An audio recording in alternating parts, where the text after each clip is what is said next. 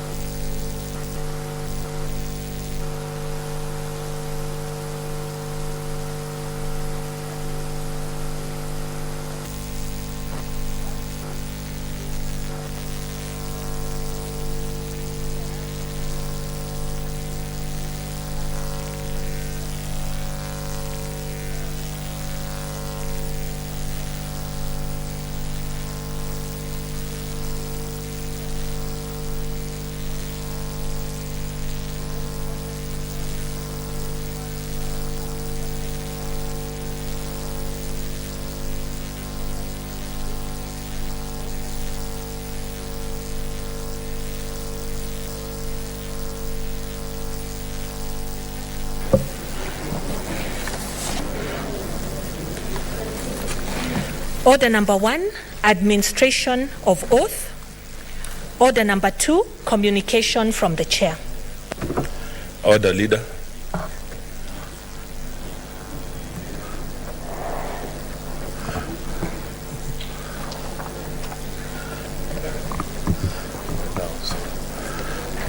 Honorable Senators of Communication, as you are aware, on Tuesday, 29th March 2022, I issued a communication conveying the decision of the Senate Business Committee on the application of Part XX1XA of the standing orders regarding hybrid virtual plenary sittings.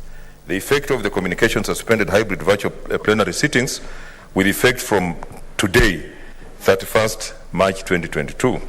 Honorable Senators, owing to the urgency and importance of the business scheduled this afternoon, and notwithstanding the resolution of the Senate Business Committee that I have alluded to this afternoon, I have again consulted the Senate Business Committee pursuant to Standing Order number 251A 1A. I therefore direct that this afternoon plenary sittings will be hybrid. This will enable senators out of town who did not get my communication in time to participate in today's plenary sittings. I thank you.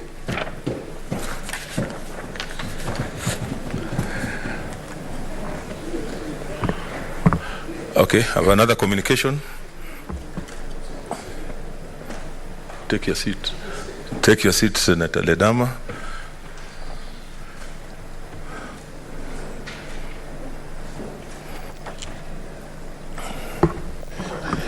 Okay, Honorable Senators, I would like to acknowledge the presence in the Speaker's Gallery this afternoon of a visiting delegation from the County Assembly of Machakos and ICT Authority. The delegation consists of officers from Records Management Department and ICT Department of the County Assembly of Machakos and ICT Department ICT Authority, who are undertaking a fact-finding visit on the implementation of e-Parliament system. Honorable Senators, I request each member of the delegation to stand when called out so that you may be acknowledged in the Senate tradition. They are 1, Paul Kelly, Records Management Officer, Machakos County. 2, Bernard Mutua, ICT Officer, Machakos County. 3, Mr. Kenneth Magua, ICT Officer, ICT Authority. On behalf of the Senate and on my own behalf, I welcome the delegation to the Senate and wish them well for the remainder of the visit. I thank you. Senator Haji Farhia. Thank you, Mr. Speaker. I also wish to join you in congratulating the delegation from Machakos for coming here to benchmark with the Senate, because Senate, as we know, is of high standard with a lot of professionals, the highest number of senior councils in Kenya, the house that accommodates them, Mr. Speaker. And I also wish to tell them that they have elected a senator who is a super senator, who does her business very well, tackles the issue of governance of Machakos County very well. So I wish them all the best and urge them to ensure that they campaign for their senator to come back for another term so that she can finish the business that she has started. Thank you very much, Mr. Speaker.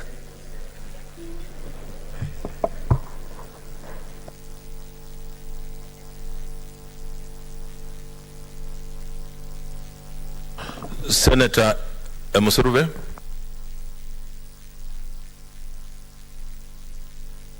For the opportunity, and I want to thank the delegation from Machakos that has come to benchmark on issues of ICT and benchmarking. Actually, the world has gone e-communication, and it's a good thing for them to do the fact-finding and see how also it can cascade to the county assemblies. And I also want to thank the Senator Machakos for doing a good job in this house. The people of Machakos should know that they really have a senator who represents them very well, and I'm happy that they've found time to come and be with us. Welcome, all of you. Thank you, Speaker. Senator Halake Abshiro. Thank you, Mr. Speaker. Mr. Speaker, allow me to join you in welcoming the Machakos delegation that is here to benchmark on ICT matters. As the Vice Chairperson of the ICT Committee, I'd like to welcome them and to alert them to a few other things other than e-Parliament. While e-Parliament is very, very important and touches on our own work and the work of the assemblies, one of the most important things and one of the most citizen-facing thing is the Universal Service Fund and the projects that Universal Service Fund is supposed to make sure that the counties start implementing. Universal Service Fund, as at of last count, was going to some 10 billion shillings, Mr. Speaker. And these are funds that are given by telecommunications companies as part of the profit for infrastructure in hard-to-reach places. Madam Speaker, Mr. Speaker, I would like to urge the county assembly and the government of Machakos and other governments, our local governments, to ensure that Universal Service Fund projects are well accounted for, especially at the primary oversight level. We are supposed to have everywhere by now covered by at least the basic 2G communication, and this communication is still not, especially in Isiolo County, places like Gotu, places like Leparwa, places like Com are cut off the... Mr. Speaker, there's too much consultation. Let's consult in low tones so that we can hear what Senator Abshiro is saying. Thank you very much for protecting me, Mr. Speaker. Mr. Speaker, the Universal Service Fund was designed for hard-to-reach infrastructure, and in places like Isiolo, for instance, Mr. Speaker, even the basic 2G does not cover a lot of places. Places like Gotu, places like Com, places like Leparwa, parts of Oldonyiro, and parts of even very close to Isiolo town itself, beyond just in radius of 100 kilometers, we don't have even the basic 2G. So I would encourage them, even as they benchmark with e-Parliament, to also look at accountability and primary oversight of the Universal Service Funds. We as the ICT Committee are on this. We are going to make sure that before the end of the life of this government, of this Parliament, these places that have not been reached by even the basic 2G, especially given that this is the year of elections, that these places are covered to the ground, every ground that is available. Mr. Speaker, there are also school projects that they need to look at. School projects, the computer program, Computers for School, is also part of the project that should have been covered by the Universal Service Fund. Universal Service Fund is administered by the Communications Authority, and therefore at the local level, the primary oversight should also look at these things and ensure that the things that are facing the citizens are also looked at, even as we benchmark for e-Parliament and other things that are going to be for Parliament. Mr. Speaker, again, the ICT is going to be the backbone of our democratic governance. The efficiency with which our elections are going to be conducted is going to be determined by the access and quality of the ICT infrastructure and ICT backbone that we have. Again, people in places like Isiolo County should not be disadvantaged because there's no basic infrastructure for communication in place ahead of the elections, Mr. Speaker. So all these things are things we at the committee are looking at. These are things that we're going to be holding our executive to account, but I'd urge the people of Machakos who are here today, that are here to benchmark, to also look at these things as well and help us, because you're our ears and eyes on the ground. And additionally, for the people of Machakos, congratulations on empowering women and for electing a woman as your senator. She's done for you a great job, as you've been told by all the other senators. And I'd like to also add my voice and say that you're well represented. And please just continue to ensure that good leadership as provided by women is upheld, and you continue to give women the chance you've given them already. I thank you, I welcome you, but I also urge you to look at these things that are facing our electorate and these things that are facing the common mwananchi. Karibuni. Senator Wambua Enoch. I thank you, Mr. Speaker. I want to join you and my colleagues in welcoming the delegation from Machakos. Mr. Speaker, to thank you for allowing the delegation to visit and sit at the Speaker's gallery, not at the public gallery. Mr. Speaker, we thank you for that honor bestowed on the visiting delegation and the people of the Lower Eastern region. And to the visiting delegation, Mr. Speaker, I just want to tell them that it is good that they have chosen to benchmark in the Senate, but it will be also important for them to extend this benchmarking exercise to other institutions of governance that are ICT related. That way, they will be able to help the Assembly legislate in a manner that adds value to the great people of Machakos. With those few remarks, Mr. Speaker, I thank them for being part of the electorate that put in place, elected Senator Kavindu into this Senate, and ask them that when that opportunity is presented to them again, they should do better than they did in the last elections. So, Speaker, I thank you. Senator Mudhama. Agnes. Thank you, Mr. Speaker, for giving me this opportunity to join my fellow senators in welcoming the delegation from Machakos. You're most welcome as you benchmark in this Senate. And thank you for electing me as your senator. You've heard that you did well. And I'm being whispered here also by my fellow senators asking me why you came only men and there's no one woman there. So next time, make sure you have a lady with you. I want to say that ICT is what will make everything work and work very well in our country, and not only in our country, worldwide. And I want to thank you for coming to benchmark. And as the rest of the senators have said, you better also do it elsewhere where you can also learn something and see what you can go and implement in our good county of Machakos that will benefit our country, our people of Machakos. You are most welcome. And when you go back, pass my regards also. As you continue also with the campaigns, I also ask you to re-elect me to come back in this Senate and continue working for and serving the people of Machakos through the Senate. Thank you, Mr. Speaker. Senator Mazayo.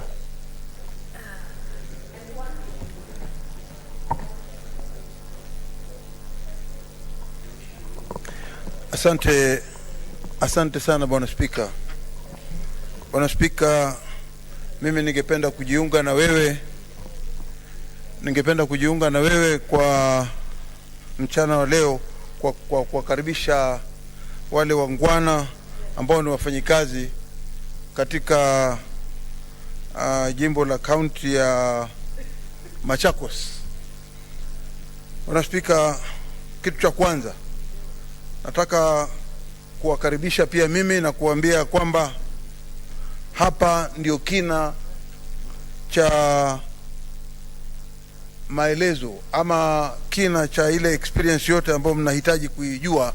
Mkija hapa mtatoka mkiwa mmeelimika kisawasawa, na ninatumaini ya kwamba yale yote ambayo mmejifundisha, Bwana Spika, yataenda kwa muda mrefu sana kusaidia watu wa Kilifi County, watu wa Machakos County.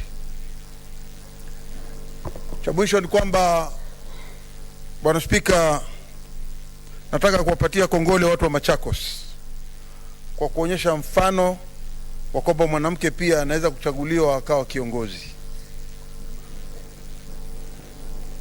Nasema mwanamke kwa sababu ni jinsia ya maumbile ya binadamu. Bwana Spika, Mama Kavindu kama tunavyoelewa hapa ndani ya Senate ni mama mshupavu, ni seneta ambaye anajihusisha katika kila hali, na kila akiwa hapa cha muhimu yeye anakuwa anaongea mambo ya Machakos kisawasawa na kutetea kaunti yake ya Machakos. Kwa hiyo mlifanya vizuri sana kumchagua mama mshupavu ambaye anaweza kuwawakilisha ndani ya bunge la Senate kisawasawa. Hivi sasa ikiwa tunaendelea katika mambo ya uchaguzi, ningewauliza watu wa Machakos wenyewe wakiongozwa na nyinyi kama viongozi, wafanyikazi wa huko, wananchi wanaoishi ndani ya Machakos, ya kwamba si jambo la kushtua sana ikiwa mama atapata nafasi katika uchaguzi utakaofuata kuchaguliwa tena. Kwa hiyo mimi nataka kusema tu asanteni sana kwa kuja hapa, na nafikiria yale mambo yote mliojifundisha hapa yatakwenda kwa muda kusaidia kaunti ya Machakos. Asante Bwana Spika. Senator Ledamo Rekina.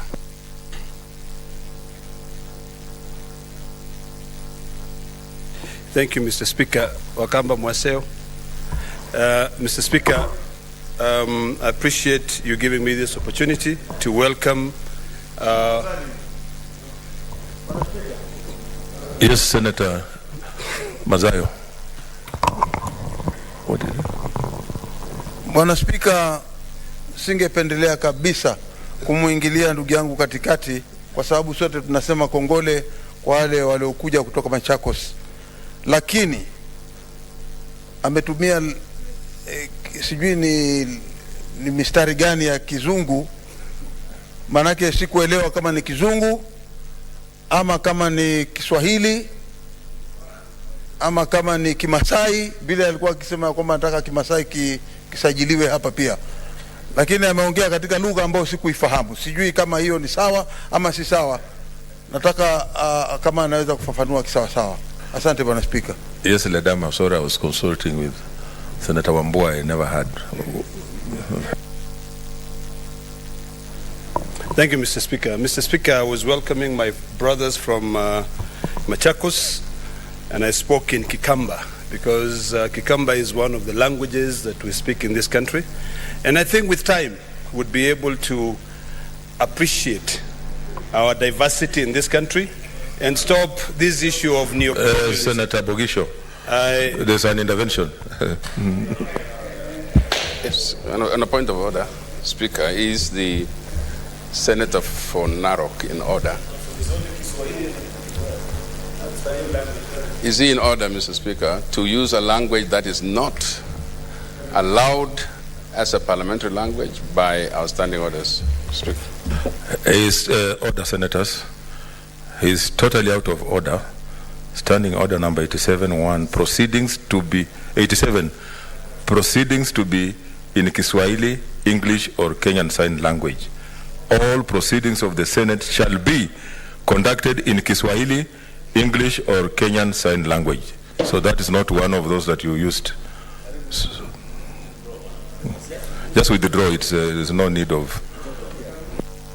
Speaker, respectfully, before I withdraw that sentence, 87.2 states as follows: a senator who begins a speech in any language and the language provided for the under paragraph 2(1) shall continue in the same language until the conclusion of the senator's speech. Mr. Speaker, greetings.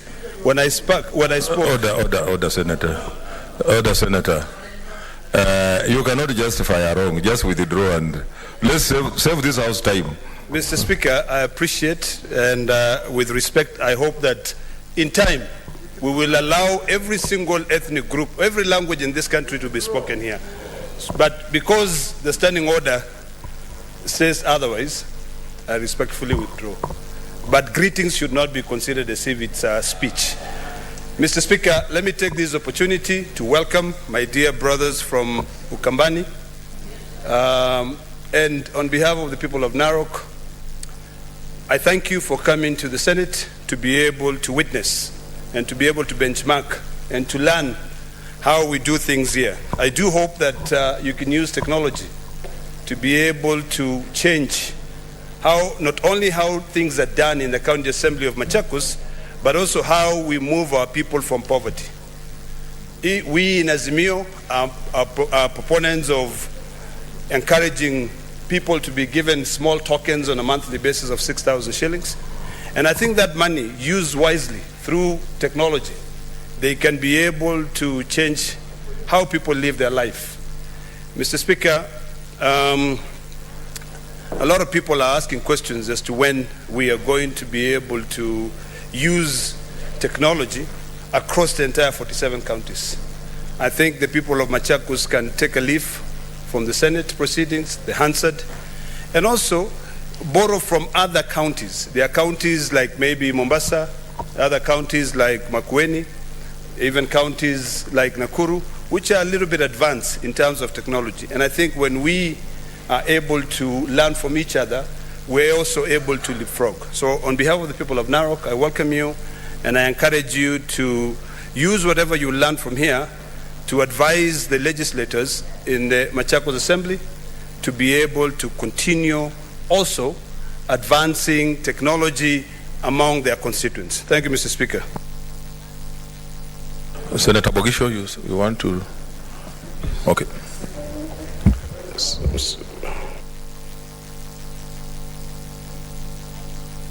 The Speaker, just to join my colleagues and yourself, Speaker, in welcoming the delegations from Machakos and ICT. Also, Mr. Speaker, just to encourage the use at this moment of the benchmarking provision that has been here before. The fact that we for a long time could not have anybody in the galleries, and now we've been able to open up the galleries for this visit. It's very important that our first visitors are from Machakos. And the proud senator from Machakos is here, smiling very much, Mr. Speaker. She has done a good job since coming here, although she feels like she has not served the 5 years. I think she deserves the next 5 years. Speaker, and I want to ask the people of Machakos to be considerate of that. I know that she has done a good job here. So for you who are going back to Machakos, please take a good report about your own senator. The ICT authority and who are here, I want for you to know that as your former minister myself, I know what you're capable of doing. I know that this country could be on the cutting edge of technology due to you, and I know that you have a long way to go, but by the time that we get coverage, we get ICT solutions for this country, we ask that you continue to work hard and make this country a hub of ICT. So I want to say welcome encourage many of you to keep coming to the Senate. This is a place that you can promote a lot of your work by just coming to visit in the Senate and making sure that you give senators the correct information on how far we've gone in terms of ICT development. So I want to say karibu, or thank you, Mr. Speaker. Mr. Speaker, I want to conclude here by saying that today I want to see, Mr. Speaker, members of senators, Mr. Speaker, from all the counties join in. Mr. Speaker, those of us who are joining now, because we have business to do. Thank you. Honorable Senators, I wish to draw your attention to the supplementary order paper. That's the one we are using now. So next order. Order number 3, messages. Order number 4, petitions. Order number 5, papers. Senator Charles Kibiru.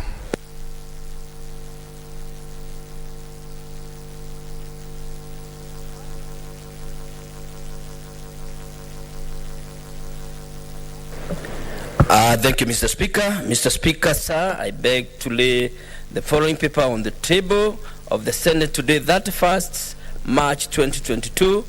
A report of Mediation Committee on the County Government's Grants Bill, Senate Bill number 35 of 2021. Thank you, Mr. Speaker. Next order.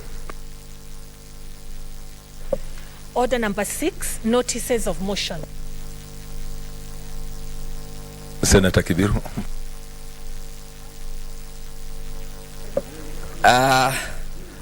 Thank you, Mr. Speaker. Looks like today is my day, Mr. Speaker. I beg to give notice of motion. I beg to give notice of motion that notice of the following motion: that the Senate adopts the report of the Mediation Committee on the County Government's Grants Bill, Senate Bill number 35 of 2021, laid on the table of the Senate on Thursday, that 1st, 2022, and that pursuant to Article 113 of the Constitution and Standing Order 161.3 of the Senate, Standing Orders approves the mediated version of the bill. Thank you, Mr. Speaker. Next order. Order number 7, statements.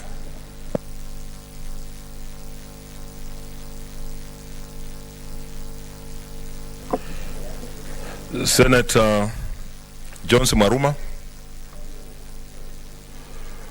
Don't see him, is dropped. Maruma is dropped. Maruma. Senator George Khaniri.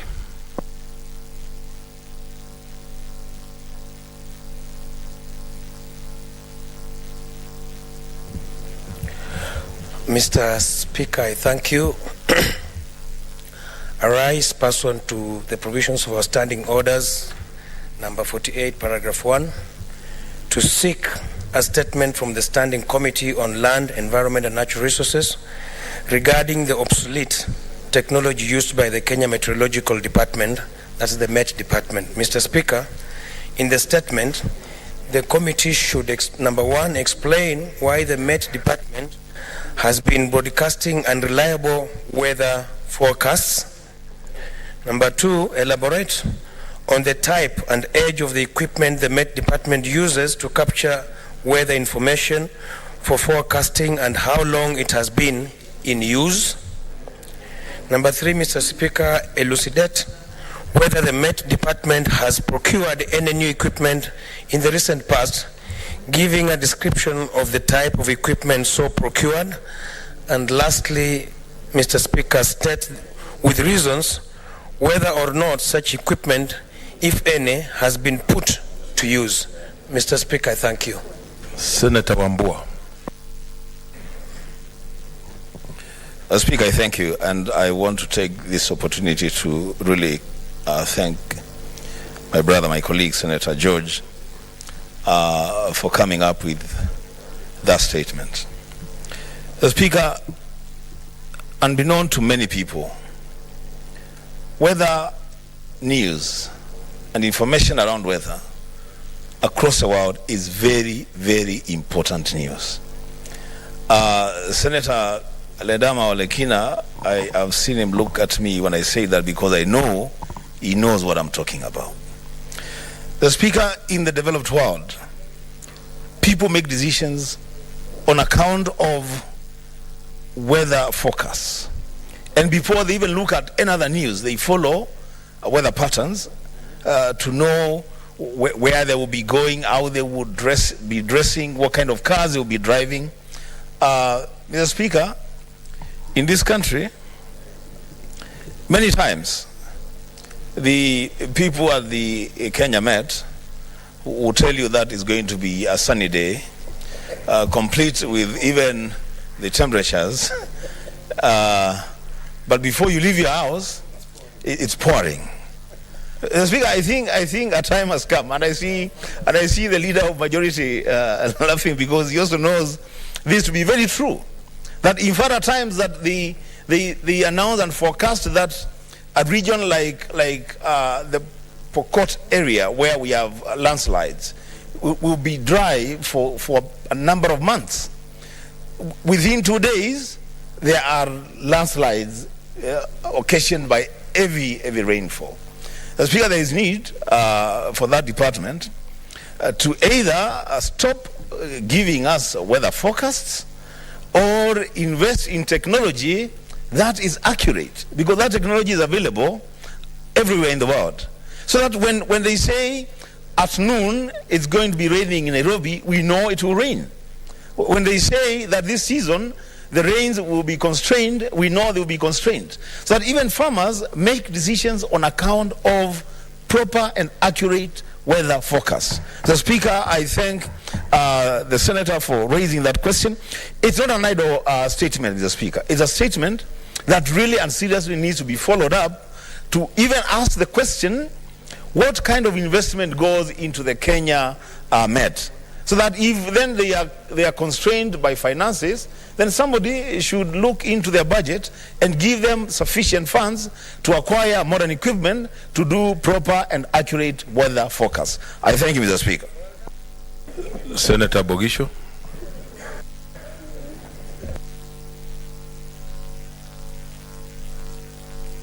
Mr. Speaker, I want to congratulate Senator Haniri for raising a pertinent issue, Speaker, a matter which, if left unnoticed, Speaker, we would not be doing our duty, Speaker, because I mean, Mr. Speaker, climate and weather and things like that and meteorology is a matter concerning counties, Mr. Speaker.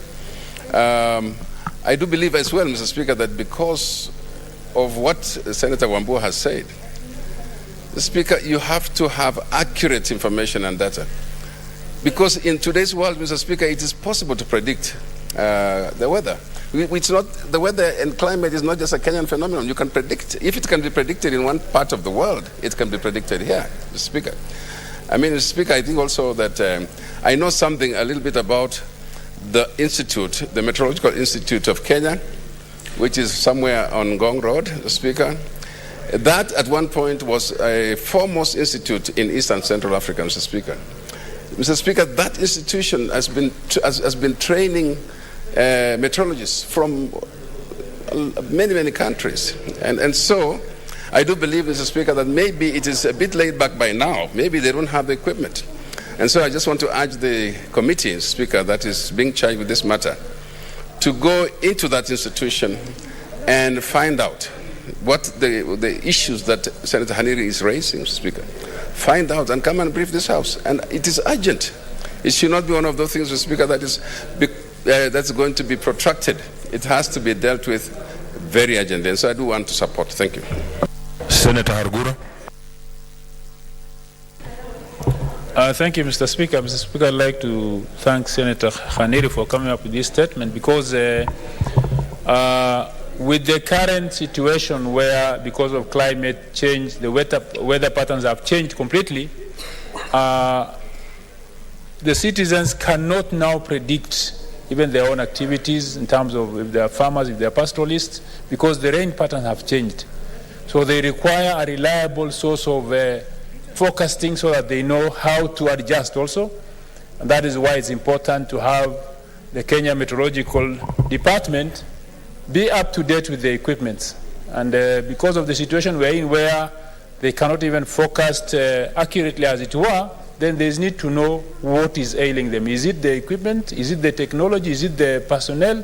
So it's better if it's come out clearly so that we can have a robust, reliable meteorological department so that it can assist in these times of changing weather patterns. Thank you. Senator Rose Nyamunga.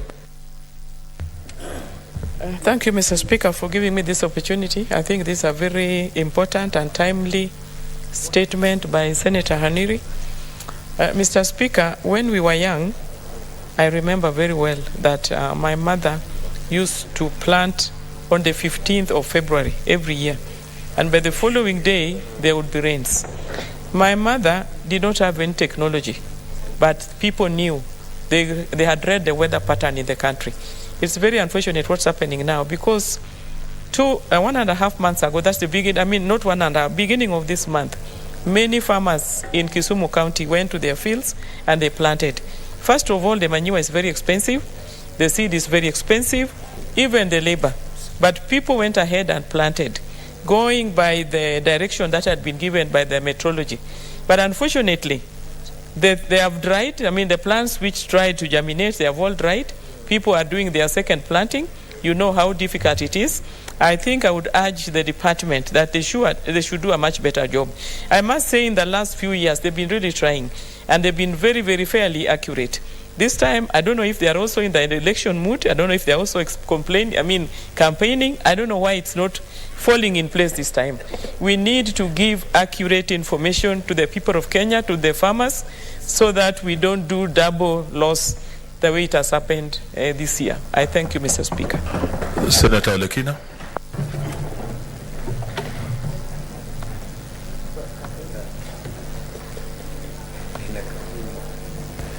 Thank you, Mr. Speaker. Mr. Speaker, I rise to support the statement by the distinguished senator from Vihiga on this very, very important issue. Mr. Speaker, all of us here represent farmers. We represent people who work on a daily basis. There are people who walk from their homes to their places of work. And I think it would be important in this age for them to be able to be reliably informed on the weather patterns. Most of us on a daily basis look at the internet. We're relying with information coming from abroad in terms of how the weather operates. If you go into Amazon.com, Mr. Speaker, you can be able to find very, very simple gadgets that can be able to help you monitor the weather patterns. But in a country such as this, a country which has got a budget of about several trillion shillings, it is imperative that the ministry in charge invest heavily in terms of technology. When I was growing up, Mr. Speaker, there were so many radio stations which would broadcast weather patterns. I dare say even until today, most radio frequencies have been given to the Ministry of Metropolitan. Instead of Ministry of, Meteorological Department, or the ministry that deals with the weather. Mr. Speaker, there is absolutely no reason as to why those frequencies should be used to broadcast other issues instead of monitoring the weather. We used to see planes going all the way up and we'd be told that they are going to monitor the weather. So I think it's imperative that this department respond to this statement that has been raised so that it can be able to assist us. A lot of our farmers are losing millions and millions of shillings because of information which is not reliable. It is imperative that in this age now, the 21st century, and particularly this year, when farmers are looking to be able to fight all the pests which are ravaging their crops, to be well informed on when the rains are coming, and if the rains are coming, what they should do, and if at all there are any equipments which county government can also be able to invest in, I think it would be important for them to find a way to devolve some of their functions. So, Mr. Speaker, I fully support this statement, and I think further, Maybe to amend question number 4, which says, state with reasons whether or not such equipment, if any, has been put in use, is actually for them to elaborate further on how they have been able to distribute their equipments across the 47 counties. I thank you, Mr. Speaker. Senator Professor Ongeri. Thank you, Mr. Speaker, for also allowing me to weigh on this issue of weather predictions and the expectations from farmers and many other people, including the aviation industry, who very much depend on the weather predictions for the safety of the farmers and also for the safety of the travelers, whether on land or sea or air or going around in the rangeland when you're looking after cattle, particularly in the arid and semi-arid regions. I remember, Mr. Speaker, when I was negotiating the Convention for Climate Change in Paris during my tenure as the ambassador for United Nations and Environment and program, it was quite clear that some of the advanced countries, some of the developed nations, had developed instruments that were able to predict to the second on how the weather patterns will behave. In fact, they will give you a chronology of how the events are going to happen the next day. And if you looked at it and assessed the next day, it went according to the pattern. But when it came to my country here, Kenya, I found it very difficult. Every time you thought it was a guesswork that they are making. When they say there will be storms today, it's when it turns out to be extremely dry. Now, I know there could have been limitations on the type of equipment, the type of the seismological assessments that determines the movements both of the skies and also of the land movements in order to predict the pattern that the rains or the storms are likely to take. But you know, this is within the domain of science. And I think science now, the technology is available, transfer technology, that's why we were partnering with other countries for technology transfer, and it's also in the convention. And I remember that when the ozone story was being propagated by the late Prime Minister, Margaret Thatcher, and I happened to have attended that conference with the late President Moi in London, people laughed off and said that there was no such a thing, that there was ozone depletion, and therefore you're likely to have a catastrophic development of weather patterns all over the world. Now, this is the true story that we are seeing today, that all that is happening is as a result of the depletion of the ozone layer, and the weather patterns have been totally distorted, and therefore we are in great difficulties in knowing what to tell the farmers and what not to tell them. But I believe with available technology and with available equipment that you can be able to locate them at the various spots of interest, and particularly geographical locations where you can predict with a certain degree of certainty that the weather patterns for today in this region will be A, B, C, D. And that is so critical for our food security, for the preservation of our animals. It gets very painful when you see the livestock being destroyed because there is no water, because there is no even storage of water to an extent where animals can be saved, and therefore the farmers can be saved the agony of their investment. And the farmers, and this is an agricultural country, and therefore we must invest heavily. And I suggest that in that statement, when they seek for further information, they must tell us in this House how much has government invested in this technological era, particularly in the equipment that are necessary to predict, to detail, to the minute on how the weather patterns are likely to flow in any time, at any given moment in this country. I thank you, and I thank Senator Kaniri for bringing this question. It's an important question. It has a bearing on our economic survival. It has a bearing on the human survival, the economic and aviation industry. It has a value in many other sectors of our country. And therefore we need to focus, and this should be a very detailed answer to give us some preview, a sneak preview of what is happening within this country. I thank you, Mr. Speaker. Senator Musurube. Thank you, Honorable Speaker, for the opportunity you've given me. Honorable Speaker, on 23rd March, I gave a statement on the floor of this House about the World Meteorological Day that is celebrated every 23rd of every year.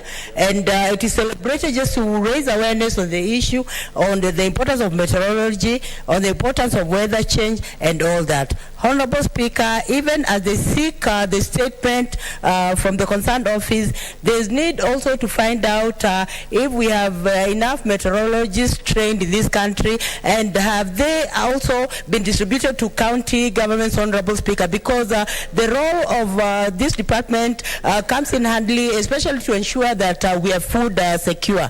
The weather patterns and the changes and all that, that information is very important, because it helps in making predictions that will help farmers, that will help traders, that will also help especially farmers to position themselves, because there are instances when farmers plant their maize, their seeds, and then all of a sudden the sun is too hot, and then you find that they've been infested by insects, so it leads to waste. So to avoid waste, there is need for the gadgets to be effective in order for the meteorologists to do an efficient job. So there's need also, Honorable Speaker, for even this team to investigate if they're training meteorologists also in our colleges and universities, and if they're trained also, do they have assurance of jobs, and also if county governments have put in place any measures to ensure that meteorology department is working in the counties for the purpose of helping our farmers to ensure that our farmers are not encountering any losses. I support this statement, Honorable Speaker. Thank you. Senator Mudama. Thank you, Mr. Speaker, for giving me this opportunity to join my fellow senators in congratulating the Senator for Vihiga for this very timely statement and important. Mr. Speaker, it is very true that many times this meteorological department broadcast about the weather forecast for the next day, and many people leave their homes heavily dressed or lightly dressed just to find that the weather is very cold or the weather is very hot. And also the farmers countrywide have been suffering, planting 2 or 3 times in one season, when the weather forecasters broadcasted that there will be rain at this such and such time, and then they go to their farms and farm and plant, and it is very expensive to buy these seeds, it's very expensive to buy the fertilizers, and especially even now, they've suffered a lot. Even the people who are keeping the cattle, they also suffer by lack of grass, because when they broadcast, many of them want to plant for their animals, but there are no rains. Mr. Speaker, I want to congratulate Kariri and say that I support this statement and push it until we get what it takes for them to be able to broadcast what is right. If it is equipment that they are lacking, then they should be supplied with the equipment. The ministry concerned should check on that and supply the proper equipment for the people. Thank you, and I support. Senator Haraka Abshiro. Thank you, Mr. Speaker, for giving me this opportunity to contribute to this and congratulate the distinguished Senator for Vihiga for always being on spot with things that are really important, such as this obsolete equipment being used by our meteorological department. Mr. Speaker, the link between our agricultural productivity and the public weather systems cannot be gainsaid. 35% of our GDP comes from agriculture, and 40% of export earnings come from agriculture.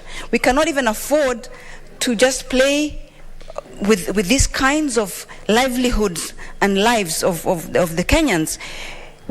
Where I come from, livestock is our mainstay. Right now, our rangelands are not regenerating because of effects of climate change. If we had proper weather information, from radar information to wireless networks. We could have had better policies that help pastoralists in this country have better grasp of their rangelands, better grasp of the cycles and precipitation. God forbid if this country were to suffer big events such as storms and tornadoes, and we are very lucky we don't suffer those. If we did, today we'll be talking another story, Mr. Speaker. We're very lucky we're on the equator and that extreme weather patterns tend to be rare, and we thank God for that. If that were not the case, we would be speaking of thousands of people decimated because we are off point each time with our weather focus and weather innovations. Mr. Speaker, we do not have even the basic supercomputers or the new workstations in our meteorological departments, and these are not things we should be taking lightly, Mr. Speaker. You and I perhaps have smartphones which we can just check the weather and decide what to wear.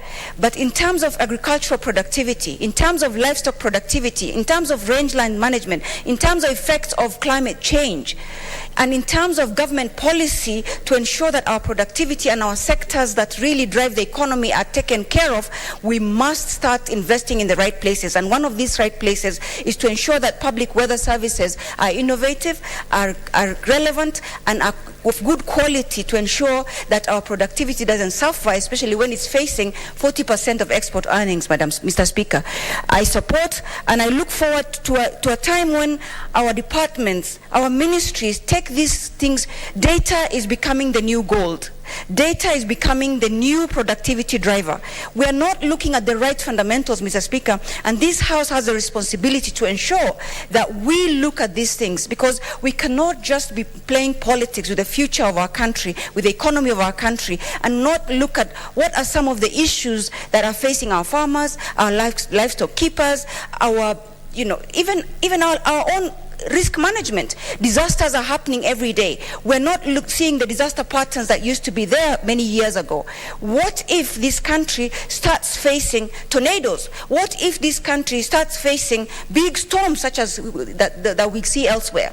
We're lucky this is not the case, but if that were the case, God forbid, we would be decimating and our economy would be on the ground. I support and I look forward to the committee actually getting to the bottom of this, and other institutions that actually look at the lives, the livelihoods, and the risks that our country faces. I thank you and congratulations, Senator Haniri.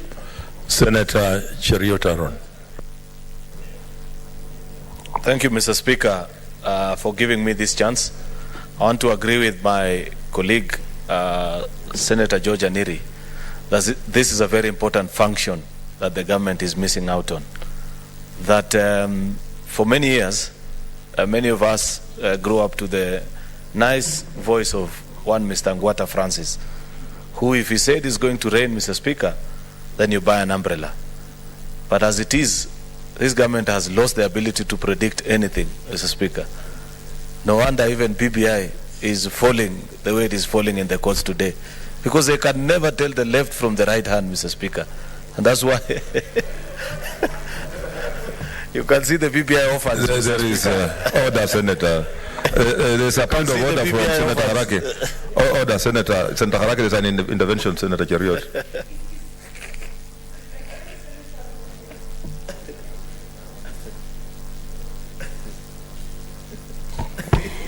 Mr. Speaker, is my colleague in order, Senator for Kericho in order, to start linking this question and this statement to this government of which he is part and parcel of, as opposed to, in fact, we should be asking him the question. I think he's out, or you should rule him out of order for jumping on blaming the government of which he is actually at the helm of. Yeah, Senator Cheruiyot, stick to to be relevant. No. So there's no relationship between BBI and... No, I was just saying, this government cannot predict anything. And when they are told the right thing, they don't follow. You see now, and you know, Senator Sakaja, Senator Abshiro, Mr. Speaker. There's a point of order. Oh, there's a point of order. Mr. Speaker, is Senator Aaron really in order? You know, Mr. Speaker, death is revered in Africa. The body is not yet cold. The death has just happened. is he in order, not being sensitive enough to let people start mourning properly before, attacking them immediately? It has just happened. The body has not even been, it's still warm. So please, let's be sensitive to the loss. I take that advice, Mr. Speaker, that marehemu hajasogeshwa hata bado. Anyway, Mr. Speaker, I was just concluding by saying what Senator Haneri is saying is very important. And I think as leaders, because many farmers rely on those predictions to even plan on planting season, harvesting, budgeting for farm inputs and the likes overall. And this speaks to the whole question of how we mismanage our agriculture. Because, Mr. Speaker, on many occasions we speak about fertilizer and the rest of the inputs, but we forget that 70 to 80% of our agriculture is rain-fed. Therefore, if you cannot correctly predict when it's going to rain, then it also interferes with your planning and your budgeting as a farmer, Mr. Speaker. Therefore, I hope a Committee of Agriculture, and I know the very able chairman, Senator Njeru Ndwiga, is here with us, can actually put the responsible government institution to task so that we can know where is it that intervention is needed. If it's matters of budget, then we refer to our colleagues in the National Assembly to address this, Mr. Speaker. Otherwise, thank you, and commiserations, and rest in peace, BBI. Thank you, Mr. Speaker. Out of order, Senator Cheriot. That you can spare it for the rallies out there, not here. Senator Ndwiga Njeru.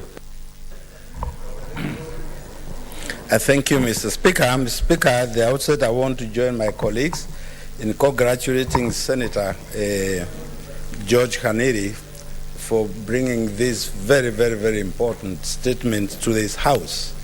Mr. Speaker, yes, Kenya is, and we pride ourselves as an agricultural country. But, Mr. Speaker, it is very sad that even when we say we are an agricultural country, you check what the measures that we put to support that statement, to support that that objective, are not there. Mr. Speaker, at the moment, when it is matters concerning weather, we rely on, and thank God that the world is what it is today, that we rely on information from other countries, not our own. In fact, Mr. Speaker, when our own weather department tells us that we're going to have more than average rainfall, most of the times you get none of it. But most importantly is that we need to know when that rain will come.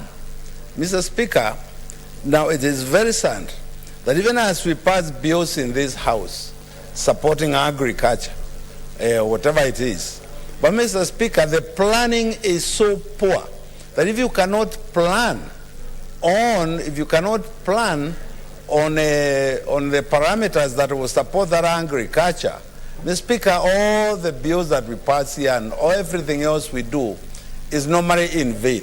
Mr. Speaker, isn't it very sad that in this country you get areas that are sometimes afflicted by bad weather, and we have famine, and we have to sell cows, livestock, and we have to move relief food to more than 3/4 of this country, Mr. Speaker. Yet we have time to plan, but that time to plan is what I do not know what we use that time for, because in this country we have not adequately planned for proper agriculture.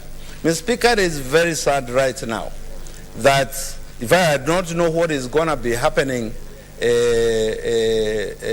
next year and the other years, currently, Mr. Speaker, because of a small issue in Ukraine and Russia, fertilizer, you cannot get enough fertilizer in this country, and what gets here is so expensive that poor farmers will not be able to get to their fields and plant the food that we need in this country, because fertilizer is unaffordable.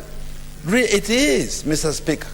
And farmers, you cannot ask farmers to buy a bag of fertilizer for 6,000 shillings. For 6,000 shillings. And I expect them to produce food for this country. And the market value for that food, Mr. Speaker, you know what it is. Even if you were to compensate that farmer after they have planted, then the consumer price of whatever, of that product won't be impossible. So this country will be sinking in a labyrinth of inflation if we do not check what it is, if we do not have proper plans. I mean, Speaker, those plans are what we do not have. I am happy Senator Kaniri has brought this issue here. Let us examine whether our meteorological department cannot give us forecasts which can help us to plan that we will have rains, we will have droughts, so that the country can plan. And if you do not have that, then, Mr. Speaker, you cannot call yourself a country. Mr. Speaker, this post-independence, we never used to import wheat. We never used to import wheat. We never even used to import maize. Today, Mr. Speaker, that is what we are doing. Some people will tell you it's because of population explosion, but that is not true, Mr. Speaker. We knew that population was going to increase, and we needed to plan accordingly so that as population increases, there's enough food in the country to feed Kenyans. Mr. Speaker, I support the statement by Senator Kaniri, and I do know, as your committee of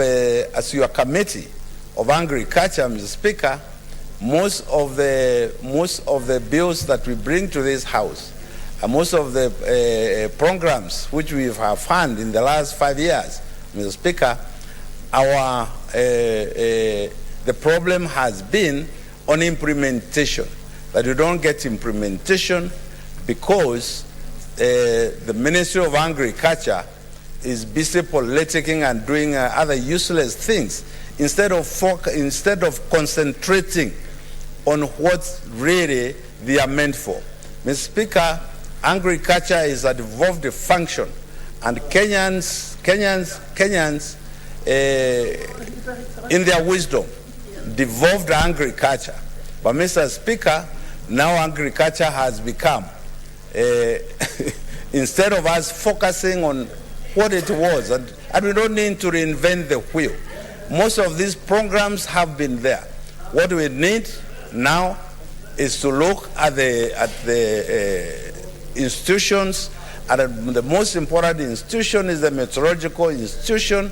Let us make sure that whatever weather forecasts we get are correct, and that's what they are. Mr. Speaker, if you travel to Europe like most of you have, you know, if you check on weather, if you are told that in the next 2 hours it's going to rain, there will be in the next 2 hours. If you're told tomorrow there will be snow, there will be snow. If you are told next week it's going to be sunshine throughout, that's what it will be. In this country, Mr. Speaker, it is impossible to predict even when to plant. Farmers will plant because they have gotten information that is not verifiable. And after they have planted, then there is no rain. Then rains come after another 2 weeks, Mr. Speaker. How can we then pride ourselves that we are an agricultural country when we are unable to do basic planning?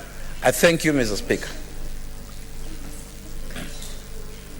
Finally, Senator Wako. Naomi Wako.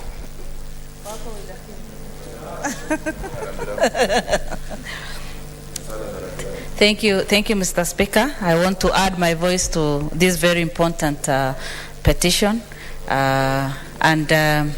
As one of the people who come from northern part of Kenya, and you know, currently we are going through a very tough and rough time because of the drought that is there. which if proper predictions would have been done, things would have been different on the ground. Mr. Speaker, the methodological department people would have guided us properly, and even now, sometimes when they say it will be too hot, you realize that the opposite happens. So if they can be keen enough and clear enough and guide people throughout even the week, then that can help Kenyans to plan well, even here in Nairobi, because people are being inconvenienced in many ways, and farmers are suffering as a result of that. Sometimes they are advised to plant and work very hard, and unfortunately, they are not able even to harvest anything. And sometimes we are alerted of the floods and everything, but unfortunately, even receiving 5% of the rains is not there. So we need people who can be careful in passing that information to our citizens, so that we can reduce the sufferings of the people who are on the ground.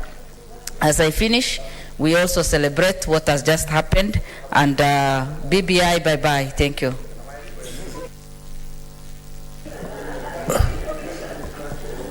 Senator Haraka, does she want to be informed? She has finished. There's no choice. She has finished, Senator Lake. No, Mr. Speaker, you know it's not fair for this House to be misled and the country to be misled, and we allow that to happen. Which one? In the sense that BBI is dead, BBI is still on issues such as, the appeal allowed on issue number 1, 4, 5, 6, 7. No, it's allowed. Order. You are the one who is now even making it. You are now the one who is opening up the discussion, and let's order senators. I think that's, let's conclude that, because we have another statement and there's serious business to do. I hope the committee has noted what has been raised. Those of my age, you remember we had somebody called Ngwata Francis who used to tell us about the weather. Kwamba kutakuwa na radi hapa na pale. The next statement is by Leader of Majority. Leader of Majority? Leader of Majority, your statement. Thank you, Mr. Speaker. On behalf of the Leader of Majority, this is a statement by the Senate Majority Leader on the business of the Senate for the week commencing Tuesday, 5th April 2022, pursuant to Standing Order number 52. Mr. Speaker, sir, pursuant to Standing Order 52.1, I hereby present to the Senate the business of the House for the week commencing Tuesday, 5th of April 2022. On Tuesday, the 5th of April, the Senate Business Committee will meet to consider and approve the business for that day, which is projected to contain matters that will not be concluded from today's order paper, as well as any other business approved by the committee. The committee will also consider and approve bills at the second reading and at the committee of the whole stages, as well as motions containing the program of Senate business, and schedule them accordingly for Wednesday, the 6th of April and Thursday, the 7th of April, 2022. Any business that will not be concluded on Tuesday, the 5th of April, 2022, will accordingly be rolled over to Wednesday, the 6th and Thursday, the 7th of April, 2022.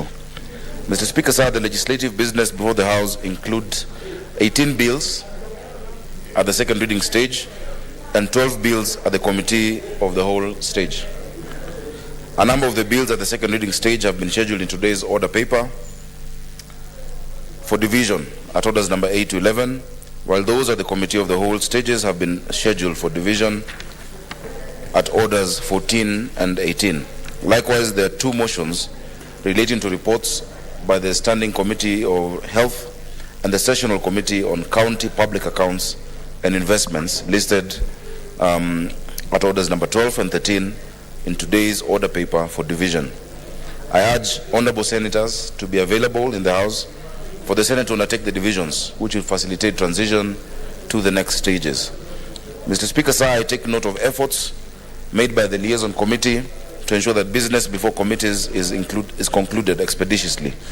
I take this opportunity to thank standing committees that have tabled reports on bills, refer to them, and continue to urge those that are yet to conclude consideration of bills to expedite the process. In the coming weeks, committee chairpersons will make statements pursuant to Standing Order 51, 1B, on the quarterly reports by their committees. We look forward to receiving these reports on the activities of committees and how these have impacted the work of the Senate. Mr. Speaker, sir, other business before the Senate include 49 petitions and statements pursuant to Standing Orders 47 and 48. I urge chairpersons of respective committees to hasten consideration of this business and to table reports pursuant to the standing orders. However, before the Senate proceeds on recess on the 7th of April, 2022, pursuant to the Senate calendar, there is a need for a resolution on the matter of the County Grants Bill, Senate Bill number 35 of 2021, and the Division of Revenue Bill.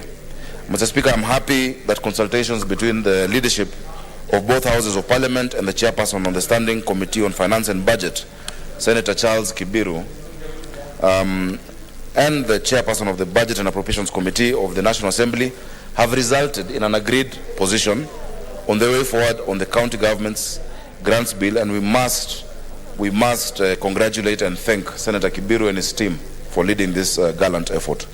I note with appreciation that the Mediation Committee has submitted to the Houses of Parliament a mediated version of the bill for consideration and approval this afternoon, which is on the order paper. And Mr. Speaker, I hope senators are listening. This is extremely important business that is coming in the next order, that we should all be available to vote so that our counties can be able to get their share of revenue in this division of revenue. In conclusion, I take this opportunity to remind honorable senators that in line with the resolution of the Senate Business Committee and the directive of yourself, Mr. Speaker, on Tuesday, 29th March 2022, hybrid sittings have been suspended effective today, of course with the exception of this sitting. Mr. Speaker, senators need to note that moving forward will only be in the chamber to ensure that the constitutional mandate of the Senate is discharged, as has been the practice before we embarked on hybrid virtual sittings. I thank you and hereby lay the statement on the table of the Senate on behalf of Senator Samuel Pogisio, Elder of the Golden Heart MP, Senate Majority Leader. Yes, Senator Wambua.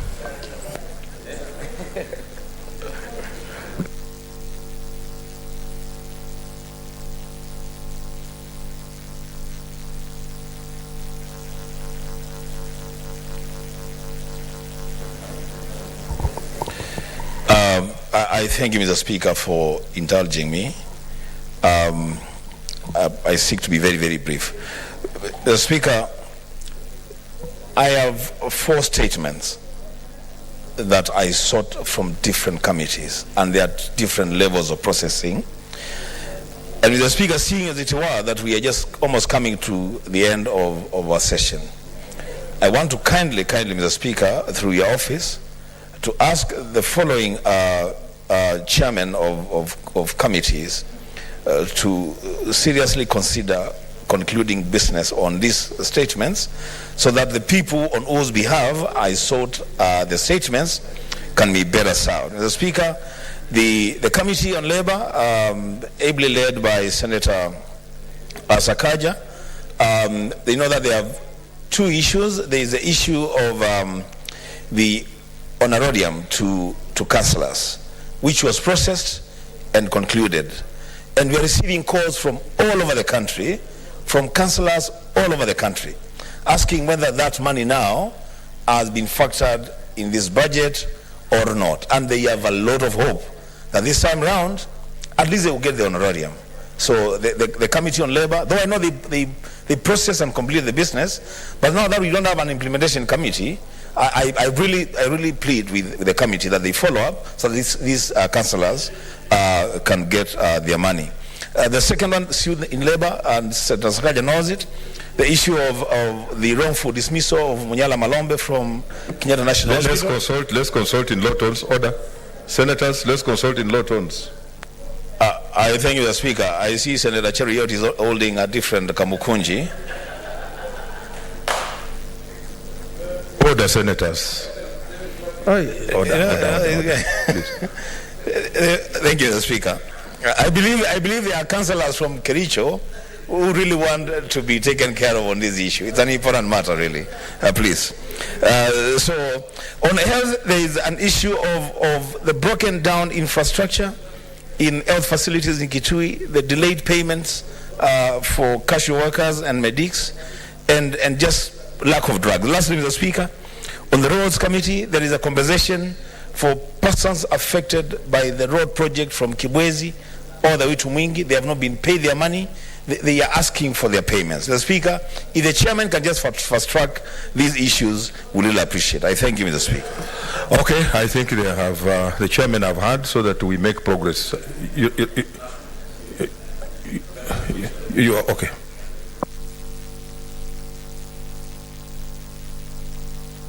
Mr. Speaker, I want to thank Senator Wambua, very, very diligent representative of the people of Kitui. The first matter that he raised is a very important matter to us, and that is on the one-off honorarium to councillors. Mr. Speaker, we put up a very strong fight, and we had various sessions with the former councillors, who at that point were around 12,000, and the numbers have gone down since then because they're dying. We agreed with the National Treasury, and I want to thank CS Ukuri Atani, CS Wamalwa, who would even come to my office for those meetings, and CS Chelugui, who was very empathetic. The amount we were able to secure for the councillors was coming to 250,000 shillings. Mr. Speaker, we appealed that they can consider it an increment, and we even asked the President, and I personally asked him, to host all these former councillors, to acknowledge that they're the fathers of devolution, that we stand on their shoulders, to even give them a certificate of recognition for the work that they have done, and increase that amount. Appreciating these councillors, Mr. Speaker, would go a long way. If they weren't preoccupied with this issue that has happened today, they would realize that would also help them in many other respects. I would still urge them to do that with the councillors. Mr. Speaker, we have scheduled a meeting for next week in follow-up with the CS of Treasury to see that it has been incorporated in the budget estimates, that all our former councillors are able to get that one-off honorarium, and that it is boosted a bit more, because they really have given service to our country at a time when we didn't have proper devolution. On the second matter, I note we had gotten a response from Kenyatta Hospital, or I think of the ministry. It was not satisfactory. I'll follow it up. Mr. Malombe has been in touch as well with myself. I'll follow it up, and I apologize. Normally my committee is extremely efficient. I don't know why we've let that slip through our fingers, but I'll sort that out. Thank you, Mr. Speaker. Next order.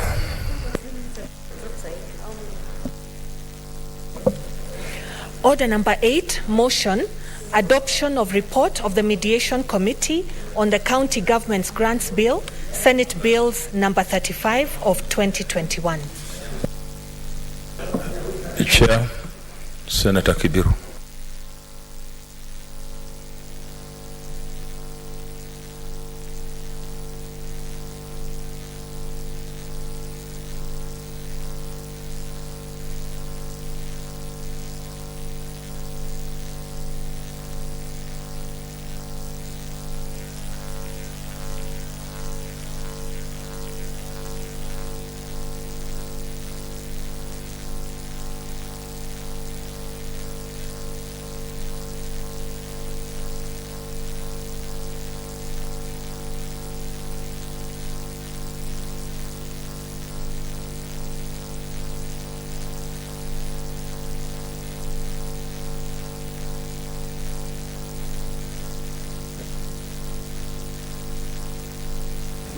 Okay, so yeah, you are off mic. So. Okay, Mr. Speaker, sir, I beg to move that the Senate adopts the report of the Mediation Committee on the County Government's Grants Bill, Senate Bill number 35 of 2021, laid on the table of the Senate on Thursday, 31st March 2022, and that pursuant to Article 113 of the Constitution and Standing Order 161.3 of the Senate Standing Orders, approves the mediated version of the bill. Mr. Speaker, it was only yesterday afternoon when I did promise the House that we have negotiated, or we have agreed that we will be able to conclude the mediation process. I remember I promised Senator Mulkomen, I promised Senator Alon Cheliot, Senator Wambua, Senator Wetangula, that I don't promise things that I don't deliver. So, Mr. Speaker, having said that, we have gone through the processes that we have been here and talked more on the genesis of this bill. So, Mr. Speaker, I don't think I need to repeat that. But the purpose of the bill for a small liquor, Mr. Speaker, is to provide a mechanism or instrument for transfer to county governments additional allocation, either conditional or unconditional allocation. These additional allocations are from national government share of revenue and all from proceedings of loans and grants from development partners.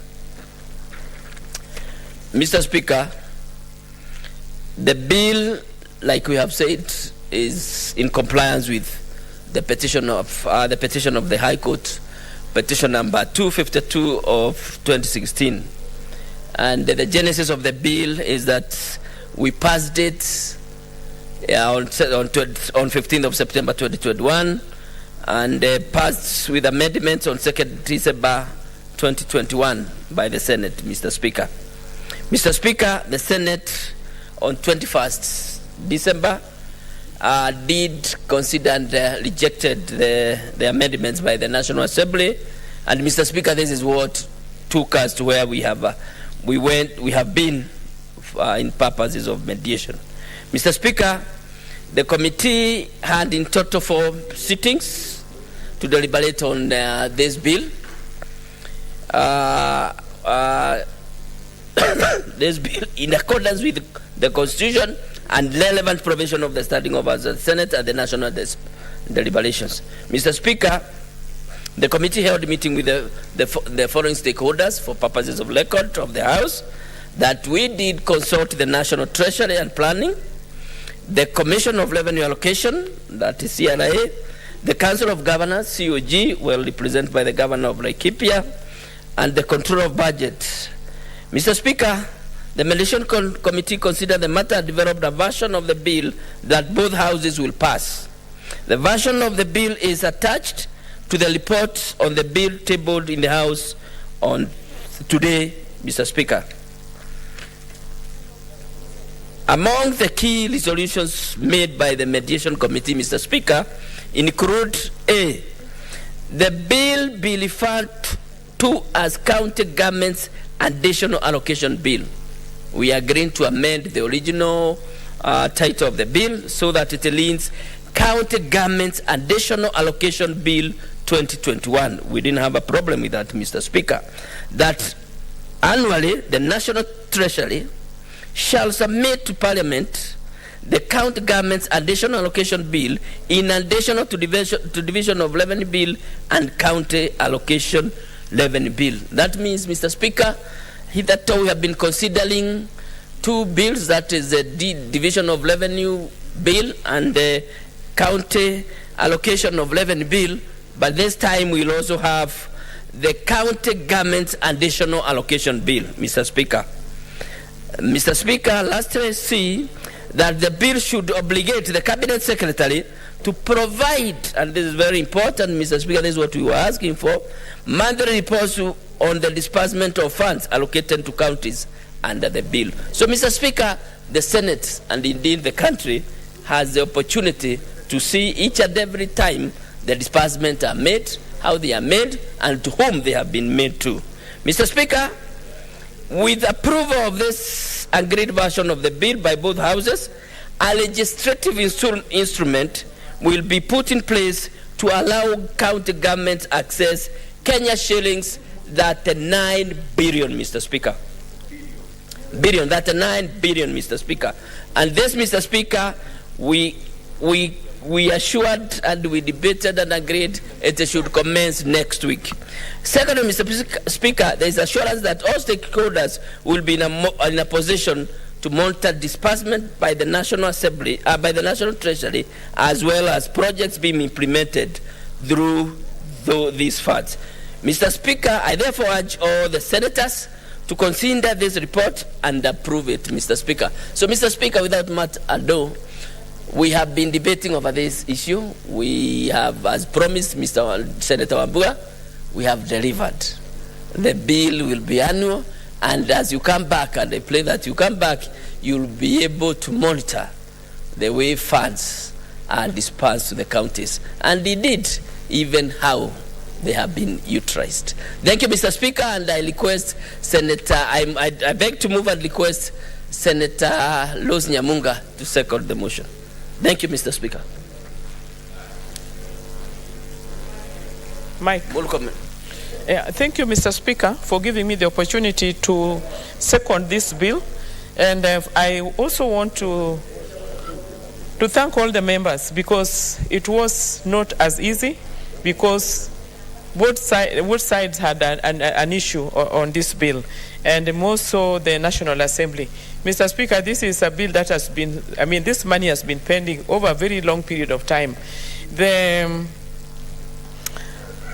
funds that has been tied for a period of, I think, about 7 or 8 years, money which should have gone to the county government and should have been utilized in different ways to develop our counties, has been stuck just because the bill has not been put in place. So I want to thank both houses and the members who are there. It was not as easy, but we also want to support, thank you for the support of the Senate, to allow us to deliberate upon the issues which were there and also come to a big compromise. So I thank both houses, and I support the bill, second the bill, Mr. Speaker. Thank you.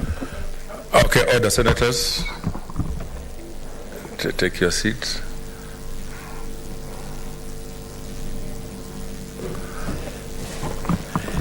Okay, so I propose the question, which is that the Senate adopts the report of the Mediation Committee on the County Government Grants Bill, Senate Bill number 35 of 2021, laid on the table of the Senate on Thursday, 31st March 2022, and that pursuant to Article 113 of the Constitution and Standing Order 161.3 of the Senate, Standing Orders approves the mediated version of the bill.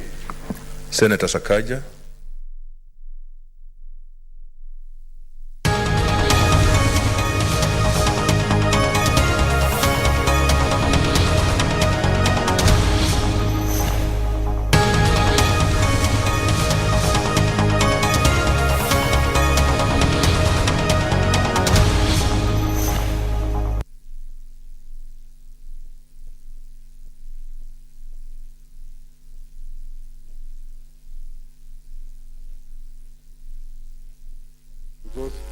Contractors are not sure whether they are going to get money or not. So again, this one will assist in terms of disbursing money for the equalization fund. On the CDF issue, I want to thank the chairman and the committee for remembering the outstanding bills, the unpaid projects that were done by CDF committees in the previous years. So this one again will assist in availing money to the local people, so that the money can be circulate among the communities within our areas. The last issue, Mr. Speaker, is also about insecurity. That we are still facing a lot of problems. If you see the media, we have been having problems in northern Kenya, especially where I come from, and also our neighbors. The Elgeyo Marakwet and Baringo. I think this money, this supplementary budget, I hope it's going to support, and even for crops.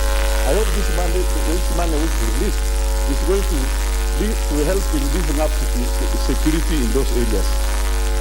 Of course, we from that region, we still think that government is not providing enough, especially in terms of policing. We still think that police are not able to contain the insecurity in northern Kenya, especially in the Rift Valley, areas of the valley, the Zufta Valley and its environs. So we feel that as people who come from there, leaders, we feel that our local policemen, the local National Police Reserve, can actually become a backup to the police. And if they are recruited and vetted and trained and supported, empowered by some payment like what they have been doing before, this issue can also be addressed, the issue of insecurity. So I hope this supplementary budget will also have some, I see there's money for the interior. I hope that money will go along to assist in providing policing, supporting policing in that area, and also assisting Nyumba Kumi and all the stakeholders that are assisting government to reduce insecurity. Otherwise, we need urgent address in the issue of supply of water and food for our people. Thank you, Mr. Speaker. Well, there was an indication that, but I think unless there's nobody on the left. No, I can see the member for Kwanzaa. It's only that he's raising his hand very half-heartedly. Are you sure, Honorable Kevin Wanyonyi? Yes, I am. Mr. Speaker, thank you very much for the chance to contribute this supplementary appropriation bill. I think it's, as just mentioned by the chair, we have a serious problem of fuel in this country. And in fact, my coming to Nairobi from Western Kenya was an issue. I had to fuel my vehicle 3 times at a very high price. And I don't want to agree with the chairman saying that our prices of fuel is lower here than Uganda. He should ask me, because we are having people going to Uganda to fuel. So I think you are actually out of the information, because the fuel in Uganda, Mr. Speaker, is even lower than this country. And I want to tell you, because I come from the border and I know what is happening. So it is good that you have put in some money there. It's good that you have done that, and I think it's quite good. The other thing is that, Mr. Speaker, it's a bit unfortunate that in this appropriation, we do not have money for the seeds and fertilizer for the farmers in the Western Kenya. And you see, we have been delayed. The rains have come in late, and I can tell you that we have a problem as far as farming is concerned, because the prices of fertilizer is very high. And I hope that in this bill, because I won't say it in details, there's some money for subsidy for the farmers, because the cost of fertilizer has gone up very, very high. And I think, the Speaker, we should also look at that. And but all in all, I want to support this bill, and I hope we'll be able to trace some of the issues that are actually affecting our Kenyans. And particularly, as I said, the fertilizer issue and the fuel issue, which just mentioned, CDF, I think you have also said, well, CDF, I think there's money for the projects that are not completed, and I think this supplementary appropriation to the bill has addressed that, and I hope that that be able to help those who are actually depending on the completion of the project in CDF will be completed in good time. As you know, the election is just around the corner. I support. I think, you know, our members, I don't know whether it is, you see, we need many of you here. But you can see what is happening, everybody is just walking away. Let me hear the member for Odaya. Member for Odaya.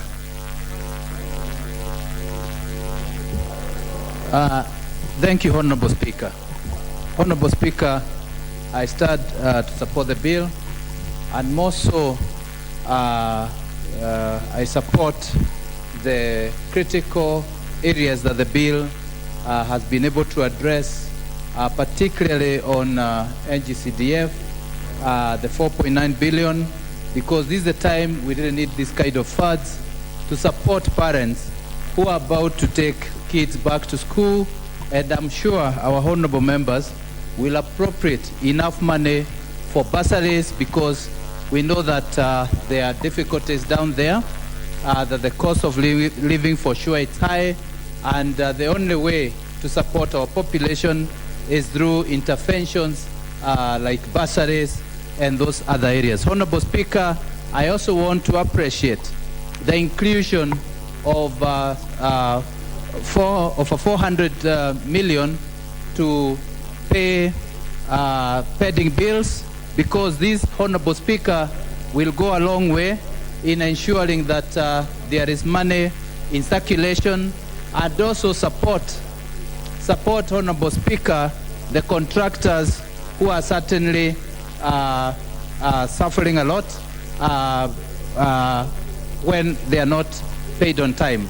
Honorable Speaker, I also want to applaud your Solomonic ruling on this issue of Section 223, because, Honorable Speaker, going forward, it is very important that that section is observed by Treasury in full, and it will go a long way in ensuring that we consider all matters during budgeting, because during budgeting is when we do the real planning, so that we don't leave a lot of projects and finance a lot of critical projects, Honorable Speaker, during planning, and then we do them haphazardly. Honorable Speaker, that ruling is very important, and I'm sure the way you have given, particularly the procedure of accommodating requests from Treasury, because for sure there was no procedure on ensuring that every request comes within the 2-month period to this House to approve. So, Honorable Speaker, I think we'll take advantage of your ruling today to ensure that this House, which is a budget-making House, is fully involved in all that goes on in the budget-making process. And it's a ruling that I'm sure that we need all to applaud. Honorable Speaker, I stand to support. Thank you. Been public demand. The member for Kiharu. Thank you very much, Mr. Speaker. I understand most of my colleagues contributed last week, Mr. Speaker, and I thank you for giving me this opportunity, because maybe I was attending to other issues last week. From the onset, Mr. Speaker, the supplementary budget or appropriation, Mr. Speaker, across the world should be for the unseen. But in Kenya, it has become perpetual, Mr. Speaker, that every time we read the main budget, there has to be a supplementary budget, Mr. Speaker, most of which, in its breadth, covers just the normal things, Mr. Speaker. And I think, Mr. Speaker, we should uphold, Mr. Speaker, what the supplementary appropriation across the world should cater for. That is for the unseen, Mr. Speaker, and something that could not be put in the main budget. But, Mr. Speaker, going through the many supplementary budgets that we have passed in this House in the recent past, there is always an increment of funds in the security sector, and even in the last 3 years, there has perpetually been increment of funds in the NMS. And, Mr. Speaker, if you actually look at the main budget again, we have always increased our budgeting in these two main areas. And, Mr. Speaker, the reason why I'm speaking about these two main areas is that in this particular time, we actually slashed some of the money that was meant for the school feeding program, and increased the same money, Mr. Speaker, to the security docket. And even looking through what we are increasing, Mr. Speaker, we increased around 500 million shillings to Huduma Number, Mr. Speaker, a project that does not necessarily benefit the Kenyan people. Also, Mr. Speaker, it would have been my wish that we look at our farmers, Mr. Speaker, in terms of lowering the prices of fertilizer, because, Mr. Speaker, as I said when I was moving my amendment to this supplementary budget, Mr. Speaker, we needed to lower the price of our inputs for agriculture, and mainly the fertilizer. And, Mr. Speaker, we need to be seen as people who understand what Kenyans are going through. Mr. Speaker, coming here to increase money for Huduma Number, and at the same time we do not, Mr. Speaker, think about our farmers, and especially lowering the prices of fertilizer, I think is very insensitive. But also, Mr. Speaker, globally, I think as a country, we need to bite the bullet when it comes to the issue of pending bills. Mr. Speaker, it has become like a chorus that every time you're talking about budget making process, every time the president is addressing the nation, we keep referencing on the issue of pending bills. But I don't think our words match our action, Mr. Speaker. Because there are many vendors out there, there are many people who have done business with government who are wallowing in poverty, Mr. Speaker, after doing business with government, and they are all over chasing their payments. Mr. Speaker, we need to look at this issue of pending bill with finality, Mr. Speaker, and I wonder why we are introducing new projects, Mr. Speaker, which are not of emergency nature, and at the same time, there are so many people who have done business with government, Mr. Speaker, and who are owed colossal amounts of money by government. I think the issue of pending bills is very important, Mr. Speaker, in terms of the velocity of money, in terms of the circulation of money in our economy, because this, Mr. Speaker, in the long run, hurts our economy even at the bottom. Mr. Speaker, the issue of debt, and I keep talking about it here, is a very important issue when we are talking about budget making, and even as we talk about the supplementary. Because generally speaking, Mr. Speaker, our country, the amount of money we are using and you are appropriating to pay just interest rates in our loans has actually now exceeded the amount of money we pay for salaries for our civil servants. And Mr. Speaker, we need to be very mindful as a house, as a nation, about the fiscal prudence in our nation. Because we have overborrowed, Mr. Speaker, and I have said before in this house that even after we input the cap of 9 trillion Kenya shillings, Mr. Speaker, if you tabulate the amount of money that has been borrowed by the Treasury directly and actually include the other monies, like the fallback position of the PPP and the guarantees, Mr. Speaker, we are exceeding 11.9 trillion Kenya shillings. And Mr. Speaker, this is unsustainable in the long run because, as I said there before, Mr. Speaker, we cannot be a borrowing nation. And many people in this house, most of the time, they argue that most of the economies actually borrow. And most of us actually cite the USA and even Japan. But Mr. Speaker, our conditions are different. In a country like Japan that has overborrowed, Mr. Speaker, even beyond 200% of their GDP, they also led to other countries. But Mr. Speaker, our borrowing is one way. We only borrow, but we do not lend. Mr. Speaker, I think going forward, we need to be very mindful about the fiscal prudence in this nation. We borrow what is sustainable, and we should try to budget, Mr. Speaker, within the limits of our revenues. With that, Mr. Speaker, I submit.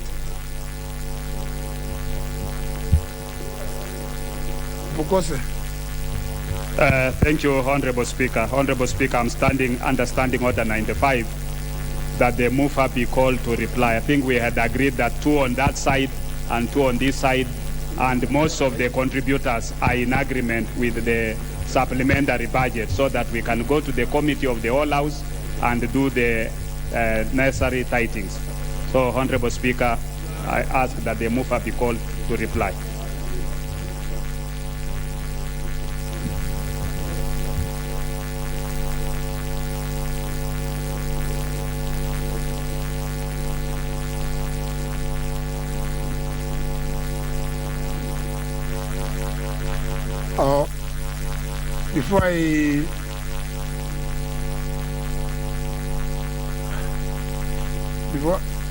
Before I put the question on 95, I want to go back to again because of certain businesses which are bearing between the two houses. Go back to order number 6. Order number 6. To allow the chairman, Budget and Appropriations Committee, to give notice. Thank you. So that the business can be put on the order paper for Tuesday. Honorable Speaker, thank you so much, Honorable Speaker. Honorable Speaker, I beg to give notice of the following motion. That is mediation committee, report on the mediation version of the county government grant bill, Senate bill number 35 of 2021. The notice is that this house adopts a report, isn't it? Because now what you have said, yes. If somebody looked at the Hansard, it would look like... I want to take it. Yes. Thank you, Honorable Speaker. I beg to move that this House adopts the following motion. In fact, Notice of the following motion. You're not moving. You're giving the notice. report. Yes, I'm giving. Thank you. Report on the mediated version of the county government's grant. No, Honorable Kanini, please. Is it that it's not written? You know. But it is so simple that you wish to give notice of the following motion, that this House adopts the report of the, mediation. Isn't it simple? It's so simple. Honorable Speaker, today we are handling so many things. And I know, but we don't want people to look at our records, answer and find something funny. Thank you, Honorable Speaker, and thanks so much for your indulgence. Honorable Speaker, I beg to give notice on the following motion, that pursuant to the provisions of Article 113(2) of the Constitution and standing under 150, this House adopts the report of the Mediation Committee on the County Government Grant Bill, Senate number 35 of 2021, laid on the table of the House Thursday, March 31st, 2022, and approves the mediated version of the County Government Grants Bill, Senate number 35 of 2021. I thank you, Honorable Speaker, and sorry for the mix-up. Thank you. Very well. We go back to the current motion. The member for Endebess rose in his place and claimed to move that the mover, understanding order number 95, that the mover be called upon to reply. I want to find out what is the mood of the House. It is never, that mood of the House is not found in Kitutu Church North. It is found in the chamber here. Therefore, I put the question, which is that the mover be called upon to reply. Will as many as of that opinion say aye? As many as the contrary opinion say nay? The ayes have it. As you can see, it is not in the Kitutu Church North. Honorable Kanini Kega. Thank you, Honorable Speaker. I want to thank each and everyone, Honorable Speaker, who has contributed, Honorable Speaker. And we have heard the concerns, Honorable Speaker. We'll make sure that the concerns are addressed either in the supplementary tool or the estimates that we'll be considering in a few. Honorable Speaker, I also want to notify the House that there will be some few amendments that I will be moving in the first schedule, Honorable Speaker, as we go to the Committee of the Whole. I beg to reply. Very well, honourable members, have been informed that we still have quorum, and thank you for staying this far.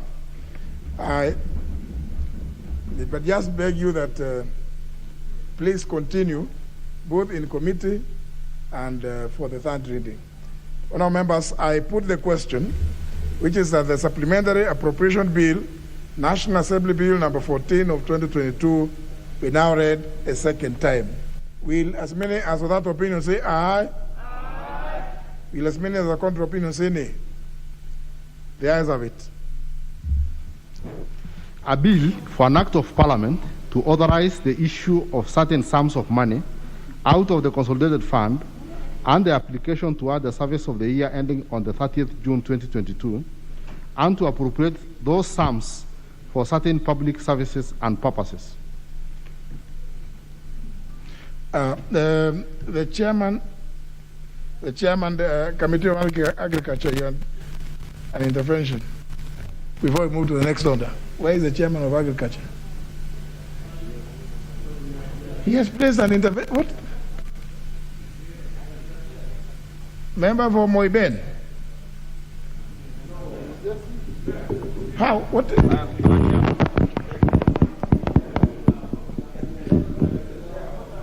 Thank you. I was caught unaware. Thank you, Honorable Speaker. I have a request to make on the issues of the coffee the coffee amendments, which I think we signed yesterday and we were not ready, so we are requesting for deferring until next week, Your Honorable Speaker, sir. You're not ready? As in, we signed it yesterday, and I'm surprised that it's also on the order paper. Very well. Very well. I think the member, the chairman, and contacted me earlier before lunch, and indicated that he may be unable to move the amendments in committee of the whole House on this bill. But the Honorable Tiren, be ready then on Tuesday next week, because then it will, the bill must come. We need to clear many of these bills as possible so that they can go to the other House, so I'll conclude the bicameral consideration of the bill.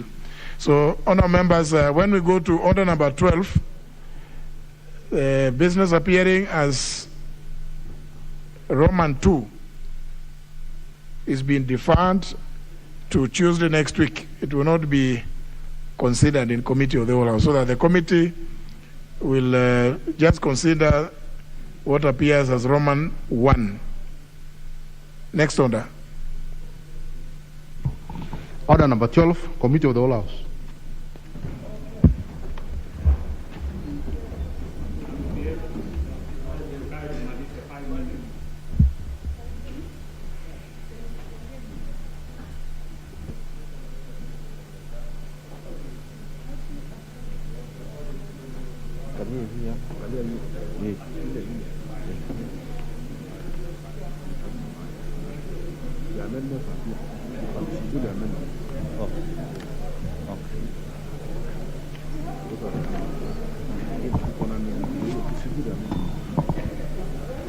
Honorable members, order.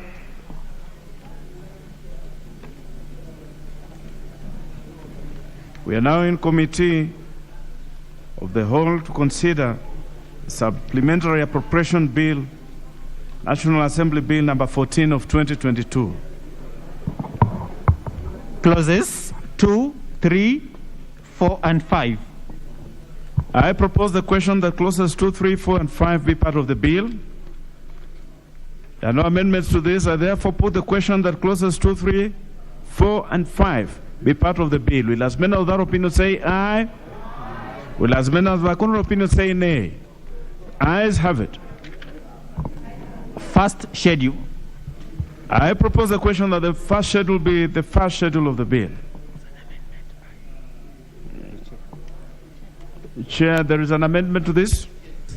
Proceed. Thank you, Honorable Chair. And from the onset, Honorable Chair, I would like to mention that under vote D1 on 1091-02-2000 road transport program, there is a proposed reduction of Kenya shilling 1 billion from the resources in the annuity program and an increase of the same to low volume CO and critical roads intervention. This was inadvertently left out as we were concluding the amendment to the motion on the report of the supplementary estimates. And it has nil effect because basically it's moving from within the same vote. Honorable Chair, I also beg to move other amendments. That is in respect of vote D1, D1091, that is State Department for Infrastructure, under program 020-2000, that road transport, by deleting the expression of Kenya shilling 3,438 million and substituting therefore with the expression of Kenya shilling 3,138 million shillings. And the justification of is to cater for budget realignment on account of allocation that was wrongly added as we concluded the consideration of the supplementary estimates. I don't know whether I'll do all of them or I do one by one.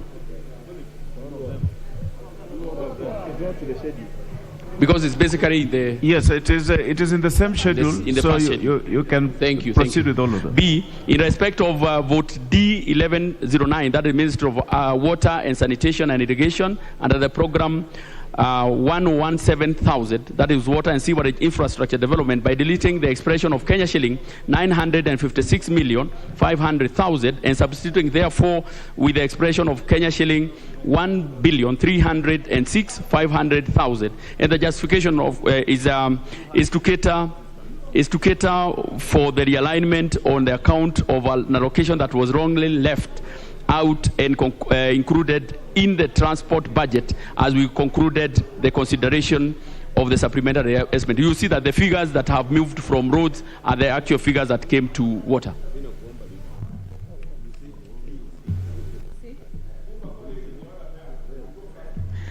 We go to the next one. That is C. In respect of vote 1222, the State Department for Regional and Northern Corridor Development Infrastructure, under program 101,330,000, integrated regional development program, by deleting the expression of Kenya shilling 850 million and substituting therefore with an expression of 900 million. The purpose of this amendment, Honorable Chair, is to cater for the budgetary realignment on account of an allocation that was wrongly left out and included in the transport budget as we concluded the consideration of the supplementary estimate. D, Honorable Chair, in respect of vote R1214, the State Department of Youth Affairs and program as attached, that is youth empowerment, by deleting the expression Kenya shilling 29,628,874 and substituting therefore with the expression Kenya shilling 8,437,371. And the purpose is on account of the need to realign the vote head in the correct categorization from recurrent to development. Very straightforward. And F, in respect of vote D1214, the State Department for Youth Affairs under program attached, that is youth empowerment, by deleting the expression Kenya shilling 2,129,000 million. Sorry, let me take this once more. 2,129 billion 260. Sorry, 2 billion. You know, Honorable Chair, I'm used to the big figures. It's 2 billion 129 million 268,901, and substituting therefore with the expression of Kenya shilling 2,167,335,146. The justification is the amendment is on account of the need to realign the vote ahead in correcting the categorization from development to recurrent. I thank you, Honorable Chair. Those are the amendments. Thank you. Honorable members, allow me then to propose the question that the first schedule be amended as proposed by the chair. I then put the question that the first schedule be amended as proposed by the chair. Will as many of that opinion say aye? Will as many of that contrary opinion say nay? The ayes have it.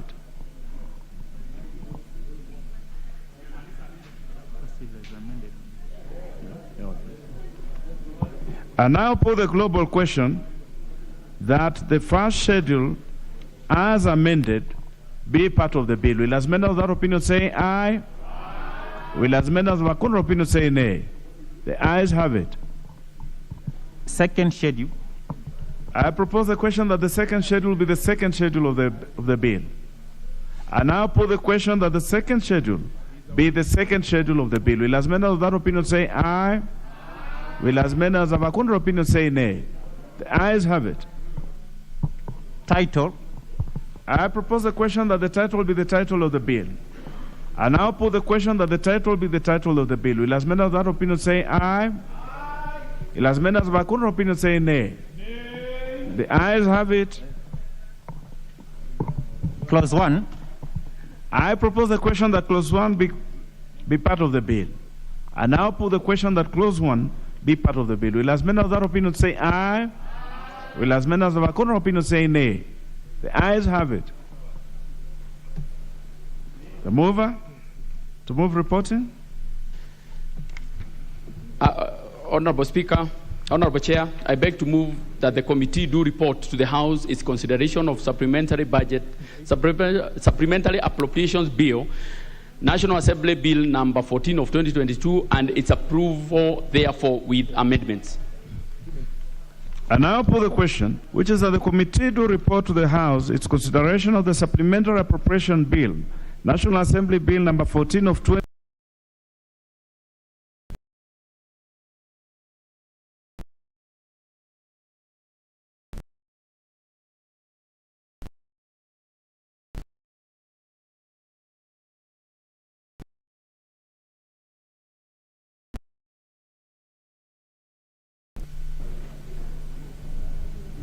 Honorable Speaker, I beg to report that the Committee of the Whole House has considered the Supplementary Appropriation Bill, National Assembly Bill number 14 of 2022, and approved the same with amendments.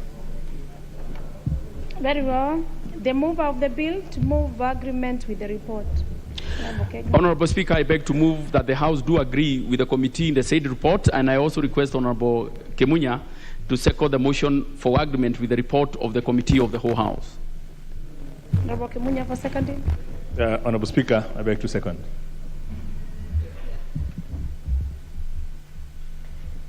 Honorable members, I propose a question for adoption, which is that the House do agree with the committee in the said report.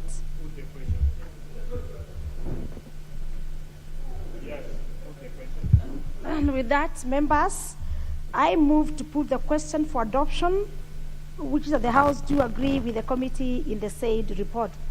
As many as of this opinion say aye. Aye. And as many as of a contrary opinion say nay. Members, the ayes have it.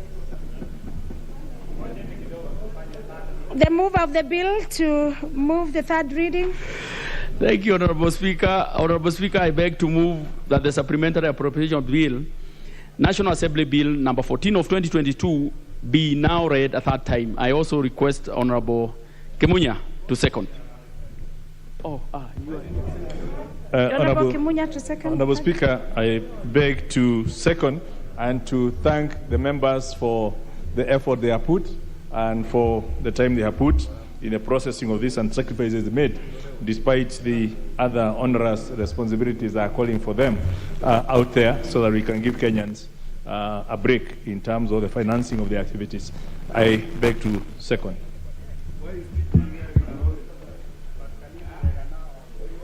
Honourable members, I propose the question for the third reading, which is that the Supplementary Appropriation Bill, National Assembly Bill number 14 of 2022, be now read a third time.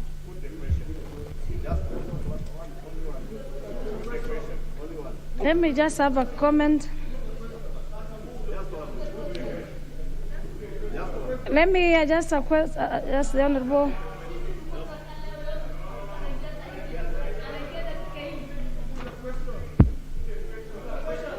Let me hear the member.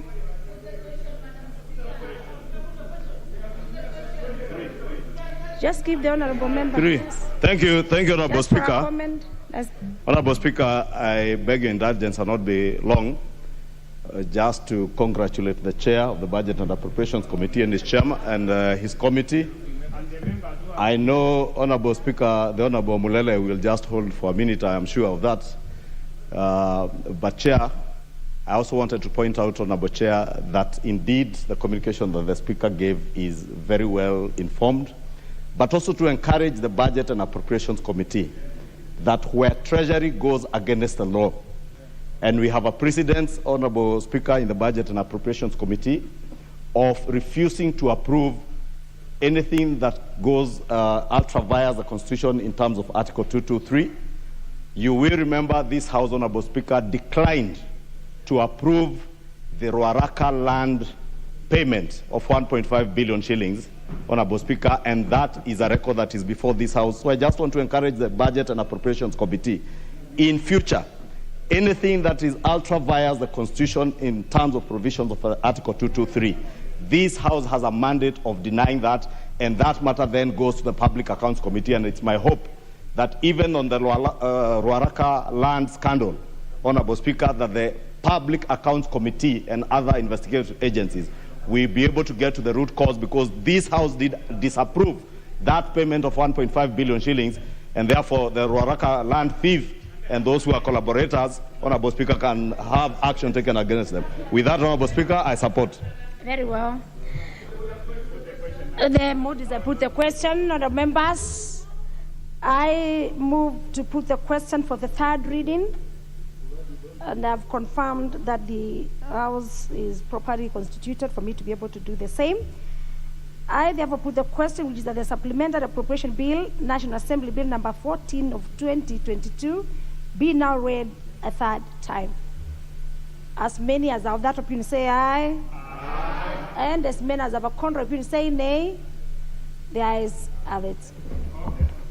A bill for an act of Parliament to authorize the issue of certain sums of money out of the consolidated fund and the application towards the service of the year ending on 30th June 2022, and to appropriate those sums for certain public services and purposes.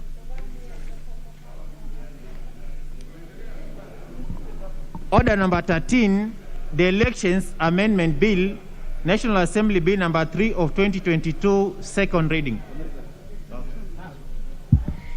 Order number 13, honourable members, this is a resumption of debate interrupted on the Wednesday, March 30th, 2022, the afternoon sitting. And on the request list, we have the member, hoping that he never spoke to this, let me confirm, the member for Navakol.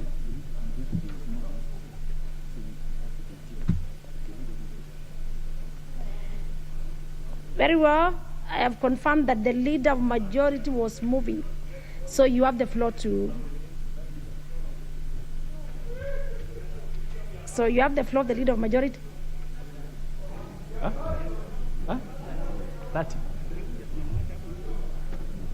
Honorable Speaker, I think I had started the moving of this bill and had identified the four key objectives of this bill. And I don't need to repeat them. And I was actually looking at the third objective, which is the extent to which this bill seeks to align with the court judgments that have arisen, especially following the challenges of the previous elections. And I did indicate, and to just get my flow back, that as a result of the judgments in the Katiba Institute decision, the court declared the provisions of section 39(1)(c) A of it, 1D, 1E, and 1F, as well as 1G, invalid for purposes of being unconstitutional. And I did indicate yesterday that the risk we obviously have is that these are still showing as if they are part of the bill. For anyone downloading the bill, the Election Act number 24 of 2011, it still contains these provisions, and until Parliament pronounces itself and says this should be deleted from the law books, they will still remain there. So they are otious, they are redundant, but they are still lying there, and this bill is seeking to actually expand them from the law books to the extent that the courts have declared them unconstitutional. In terms of 39(1)(c) A, I think the court was unhappy with obviously the way it's worded, and it caused the problems and the challenges that came. And what the consultation between the Attorney General's office, between the IBC as the primary stakeholder in this matter, have now come up with a new formulation, which is basically to replace the entire 39(1)(c) and replace it with a more systematic formulation that starts from the polling station, because the courts did underscore the primacy of Form 34A and Form 34B as, especially the 34A, that the results declared at the polling station, I think that's the Maina Kiai decision, that is the result. And hence, the bill then seeks to capture the flow of results once they have been announced at the polling center, that the presiding officer would electronically transmit that image directly to the National Tallying Center, and then will also manually transmit the same to the constituency tallying center, and the constituency returning officer is then required to collect for the constituency, declare the winner for the constituency, and then also take physically the collected results to the National Tallying Center, which is basically an arithmetic exercise. And then the commission, basically their job is to tally, verify, and declare the results of the presidential election for the National for the polling center station results. You will note that in the existing 1C, there's a third provision in the current Act, which basically requires the IEBC to publish the polling result forms on an online public portal maintained by the Commission. And I believe this is part of the challenges that we are witnessed, and to avoid those things. So that has been removed, so that we now let IBC do what they have to do within the Constitution and announce the results in accordance with the Constitution, without having to this issue of provisional results, which have been one of the things that have raised emotions unnecessarily, as people get into that portal and pick what they want to see. Some media hype up what they want to see, and it's in this kind of situation of hyping up that and hyping up the results that has caused unnecessary tension in the people, so that when results move in a direction that people do not want, the standard thing with the Kenyan people is that the election has been rigged. So we would want to let that happen, just as it happens in the constituency, that all the results come, they are tallied. There's no reason why people cannot do their own tallying individually from their agents, but then we don't have this overhyped. And I believe that's exactly why the court also removed this live transmission by the media, which was causing unnecessary tensions. And we saw that happened in 2007. We saw the challenges had in 2017 without the standards being put. Especially noting that we also have close to 11,000, according to IEBC, polling centers that do not have the 3G coverage to facilitate that electronic. So while waiting for those results to come and creating some hype differently, then that could cause problems. I also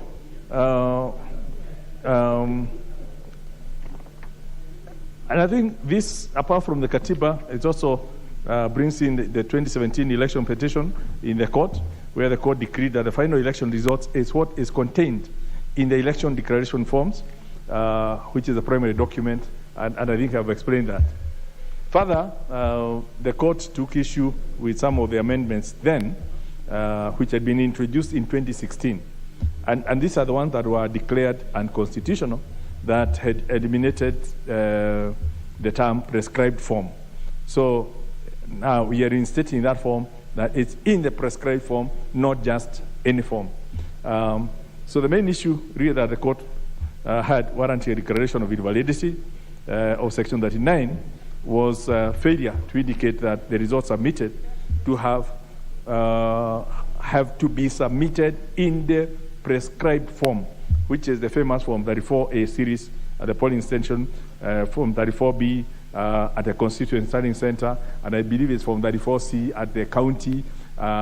So that 34 series is important, but it must be in the prescribed form, not just results being transmitted. That's what the court told us.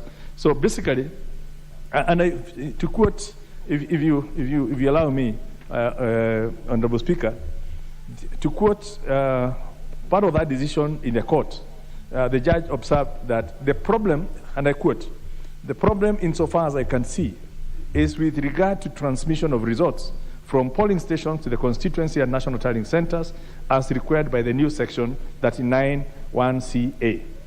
And that 39(1)(ca), again for the record and for members, basically says that for purposes of a presidential election, the Commission shall electronically transmit and physically deliver the tabulated results of an election for the president from a polling station to the constituency tallying center and to the national tallying center.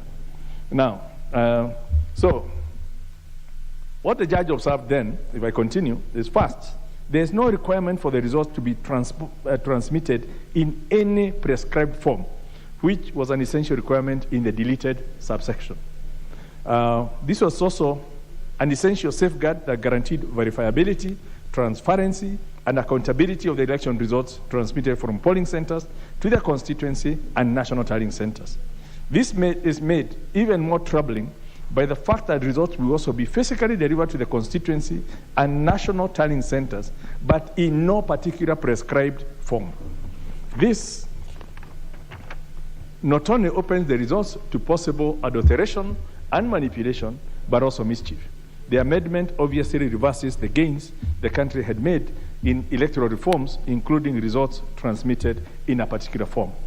Honorable Speaker, at the very core, this bill now tries to streamline and accord regard to the decision of the courts in both the 2017 court challenge as well as the Katiba Institute decision of 2018. Furthermore, most reliably advised that the committee may be making some amendments to this to make it even more elaborate to avoid any doubt. And I'm sure we will, by the time we come to the committee of the whole House, we will have the benefit of what the bill proposes, what the committee is fine-tuning it into, so that we avoid having to go against the decision or having to have an election nullified on a matter of process or just the amendments coming from this House. The other bit I did mention is that the bill has mandated the Commission to ensure the establishment of a complementary mechanism for transmission of results, and I'm reliably informed that the regulations are currently being worked on and should be in the House for consideration within the time, certainly before the House breaks. Again, like I said, this is really the crux of the matter. I know there is also an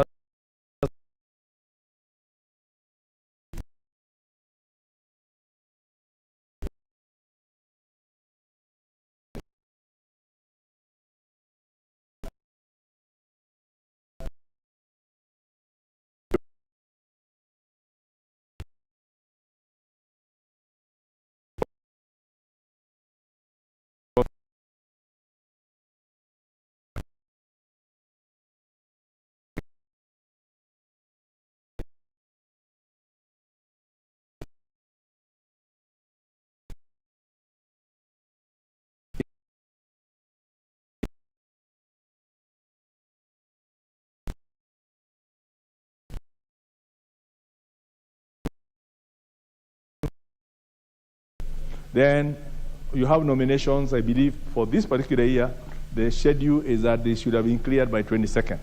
So between the 22nd of April, when the results of the political parties' candidates are finalized, and the 9th of May, there's an open window of like 14 days when people could well move from political parties to independent. And it did seem unfair that, first of all, people are almost stopped from moving from one political party to another after the nomination, but you can become an independent. And also for people who really put lots of effort into the election, and the people who you beat in the nomination then come back to challenge you again as independent. It doesn't look fair, and I think that's why the IBC, as part of tidying up, did request that perhaps we need to synchronize those two dates so that what's good for the goose is all good for the gander. If you choose to be independent ab initio. If you choose to be a party sponsored candidate, do so at the beginning. And those two processes should take place simultaneously within May, rather than now what we are doing within April, and others then have advantage of having to do it in May when they've also got the advantage of the ground and what is happening. And yet it doesn't look like fair play or fair ground. So there's an amendment then in section clause 16, which hopes to tidy that realistically, and I think that's what we need to think ourselves. Realistically, because of we had delays, obviously, in the publication, in processing of the bill, by the time we pass this through Senate, I'm sure the nominations will have taken place. So this clause may not work for 2022 elections. And I want the House to have that in mind, that when we are doing it for posterity. And if we believe that that's the future of election, that's how it should be, then we should not limit ourselves who are here and say it will affect us. It won't. It will not, because we are already on fast tomorrow, and by the time we have, some parties have already done their nominations, others are doing from next week. Completion will be by 22nd, and certainly this will not affect, because parties have already done, and IBC is not going to revise its schedule for nominations because of this, to take it to me. So this is for 2027 election in all probability. The other item, I don't need to go through the others, because that was a fundamental thing that I just wanted to highlight to this House, so that as we make decisions, we make with a full disclosure. And again, it's open for debate. Members are at liberty to express themselves on what they feel about that, but most particularly noting that it's futuristic rather than for now. But I think the rest is, like I had indicated yesterday, it's a very simple bill, it's very straightforward, and I look forward to support of the members. We are already late in the processing of this bill, if you ask, because it will be good that by the time people are going for elections to actually know the operating law that they are that's guiding those elections. And like I also said, a number of the clauses here is more of nomenclature. It's about sorting out between what is a nomination, which is really within the realm of the political party's registrar, and what is the registry of candidates, which is within IBC, which terms are now being confused because they are contained, and you keep talking on nominations. But we are now clarifying all those. And the other one, political party, again, defining it within here to be in accord with what is defined in the Political Parties Act, just again, for avoidance of doubt. And the last one is just also to recognize now, especially now, I'm very happy. When we were doing the Political Parties Act, we had opposition because people thought that we were actually creating a coalition for one side of the House. In the event, we now have two coalitions running. I think we have the Azimio coalition on one hand, and we have another one called Kenya Kwanza Alliance on the other side. So the law we did has actually helped both sides of the divide to move forward.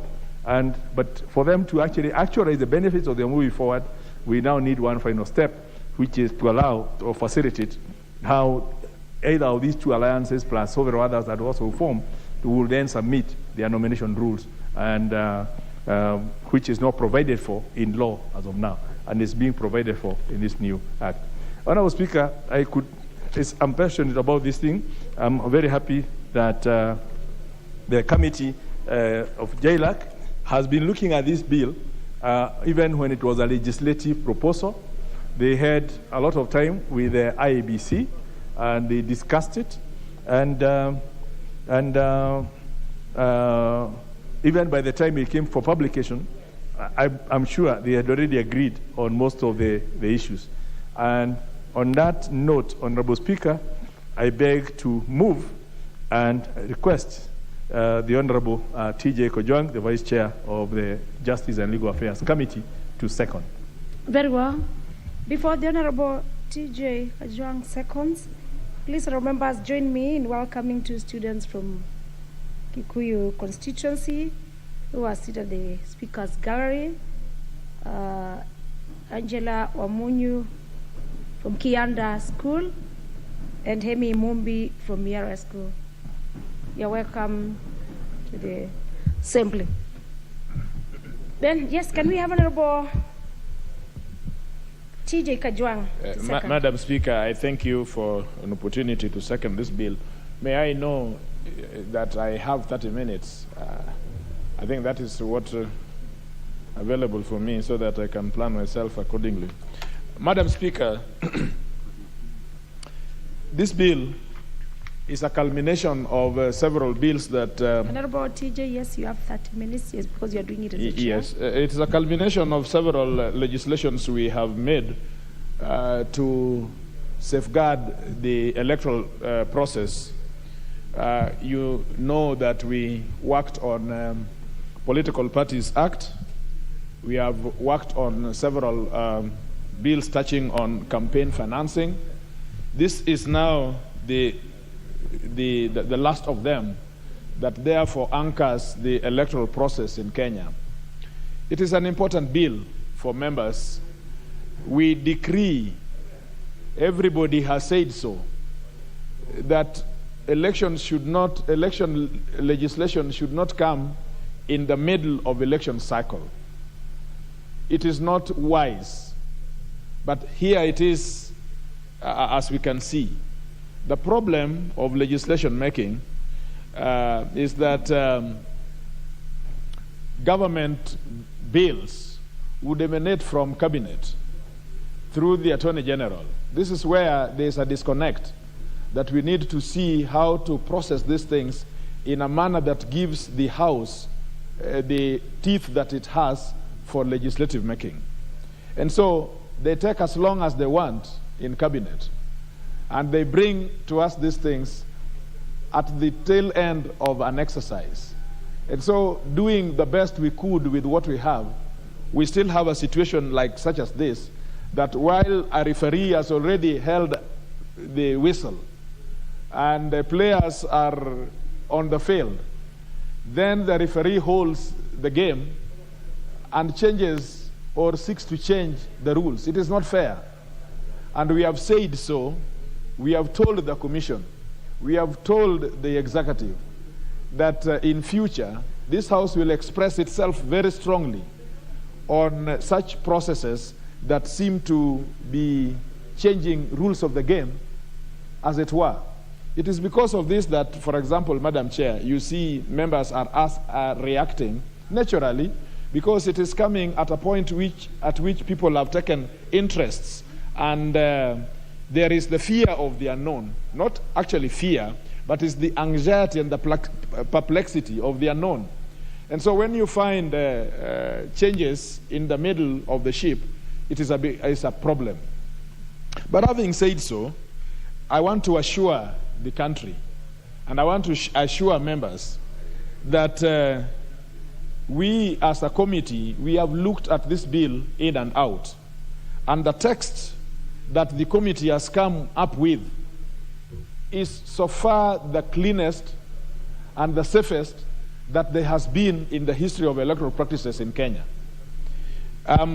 The bill, as you see it, is very raw, but it gives the skeleton, the structure of the amendments that are necessary to keep it strong.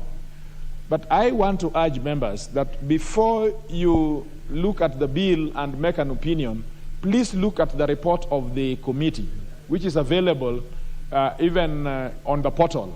Even the country, members of the public, can approach and can get the portal and read the committee's views. In it, there is a proposal, legislative proposals that are going to amend what you find in the bill. When you consider those closely, and when you put together with the parent act, and when you look at what the bill is suggesting, you will be persuaded, no doubt, that this is the clearest text that we could have to progress the process of our electoral system. There are only four objectives in this bill, which has been adverted to very well by Honorable Kimunya. And I like Honorable Kimunya has done a lot of full disclosure. Everything that needs to be said, he has said the way it is in the bill. But let me just summarize them in four subsets. Number one is to do with transmission of results. As you know, that transmission of results under Section 39 was declared, many of the provisions under that section was declared unconstitutional by the courts. And so, as it were right now, were we to proceed with this parent act the way it is, there will be no legal framework that would control transmission of results. What has been declared void is void. It is not there anymore. In other words, there is no legislative framework. There is the Constitution, but there must be a legislation that operationalizes that Constitution. So you go into an election which cannot be transmitted. What you have will not be an election, it will be shambolic, it would lead to serious chaos, it would be a big problem that would affect the national security of this country. So it is very important. I had some say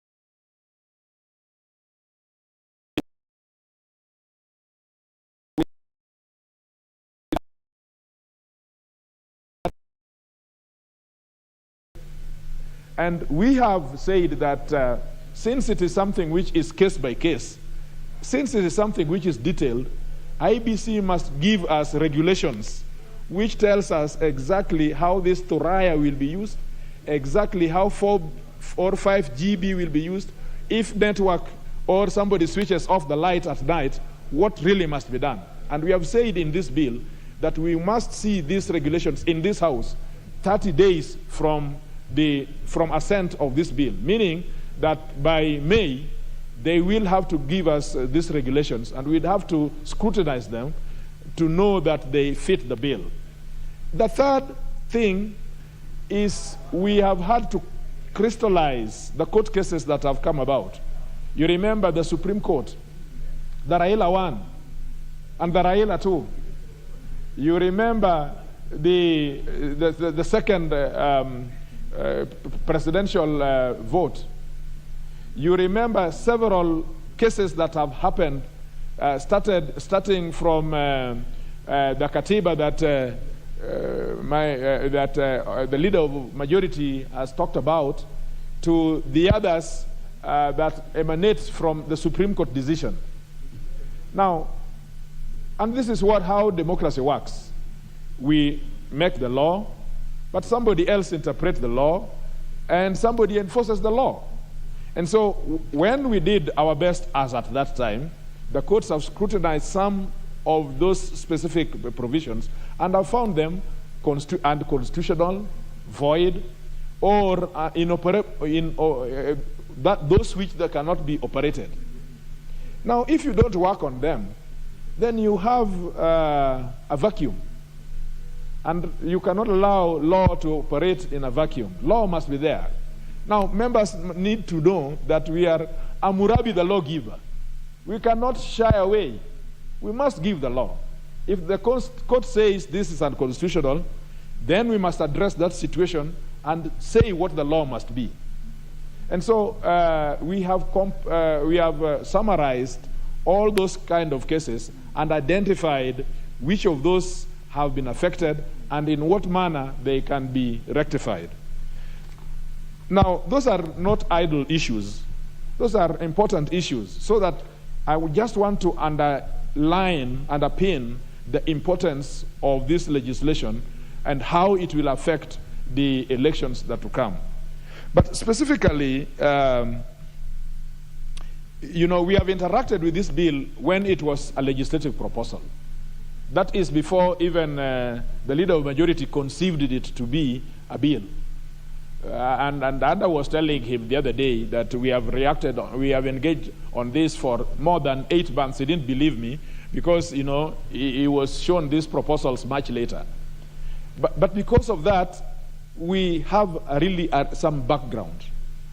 We have also interacted with the stakeholders. This is the bill that has gone through very serious public participation from the finest legal minds you can find in this country. And so I just want to assuage members who think that there is, or who may feel that there is something which they have not something that they don't know in this bill. It has received what human beings can do has been done in this bill, and it is safe. Now, in the first page, we noted that raw as the bill was, we needed to make it in such a manner that it can be consumed. And so, small things like having a valid Kenyan passport. You may wonder, why are they saying valid Kenyan? I mean, a passport is a passport. It must be valid. There is nothing called a valid, I mean, an expired passport is not a passport. But for abundance of caution, because that is what Kenyans are understanding, especially diaspora. You go there, you've been in America for 10 or those donkey years, and of course you don't have a passport. You have what is called an expired passport. But because it is your democratic right, you go to LA, Los Angeles, and you say that you must vote. And you produce your passport and say, this is my passport. But look, it is not a passport. It is an unexpired document. So for abundance of caution, we have added the word valid so that the owner knows that it is his duty to renew that passport. By the time you take, you are identified, and by the time you are voting, that passport must be valid. There are, of course, issues of nomenclature in clause number 3 that we have had to deal with to clean up the text. But you see, clause number 3 deals with the situation of Mariga in Kibra. You know, somebody knows that there is a by-election, and by-election he cannot register in that constituency, so he runs to Ruaraka and gets registered, and because now he is a registered voter, he comes to Kibra and he says he must vote. Yes. Yes, clause 5. That is clause 5, yes. And so this is what we are saying, that we have to find a solution. And we read the law correctly, I think, in section 5 of the Parent Act. In fact, Mariga should have not happened. If you look at clause 5, section 5 of the Parent Act, there is a by-election, registration ceases in the whole country. By the way, it surprised me. In the whole country, just because of one by-election, there should be no registration during that by-election. And so Mariga should have not been allowed to have registered himself, even wherever he went, to be able to go to Kibra. But at that time, it may have been an oversight on the part of IBC to have allowed Mariga to have registered. But again, that begs the question, why would a by-election in Kipipiri be a hindrance to people in Kibra to continue registering? Because that by-election is only affecting one electoral area. So we have crafted a legislation which therefore only ties it to Kipipiri, only the people in Kipipiri. And if you are going to vie in Kipipiri, in that affected area, you must have registered inside there to be able to participate, so that the Mariga issue will be solved. If you look at clause 4, we are trying to create an empirical distinction, normative distinction between what is inspection and rectification. You know that inspection is a process that goes throughout, and that is how it should be. But rectification, just a few days to, or couple of days to the election, a voter should have the right to go and inspect the register and say, hey, my name has been misspelled, or the area in which I am supposed to be voting is not been captured correctly. So that there is a difference between inspection and rectification. Over the page, if you consider clause 5, no, I think this, yes. I think this is clause 5, you are deleting clause 5. And I want us to talk about this, leader of majority, with a lot of fairness. I am the one who understands the question of mass voter registration, mass voter movement, because this is an urban problem.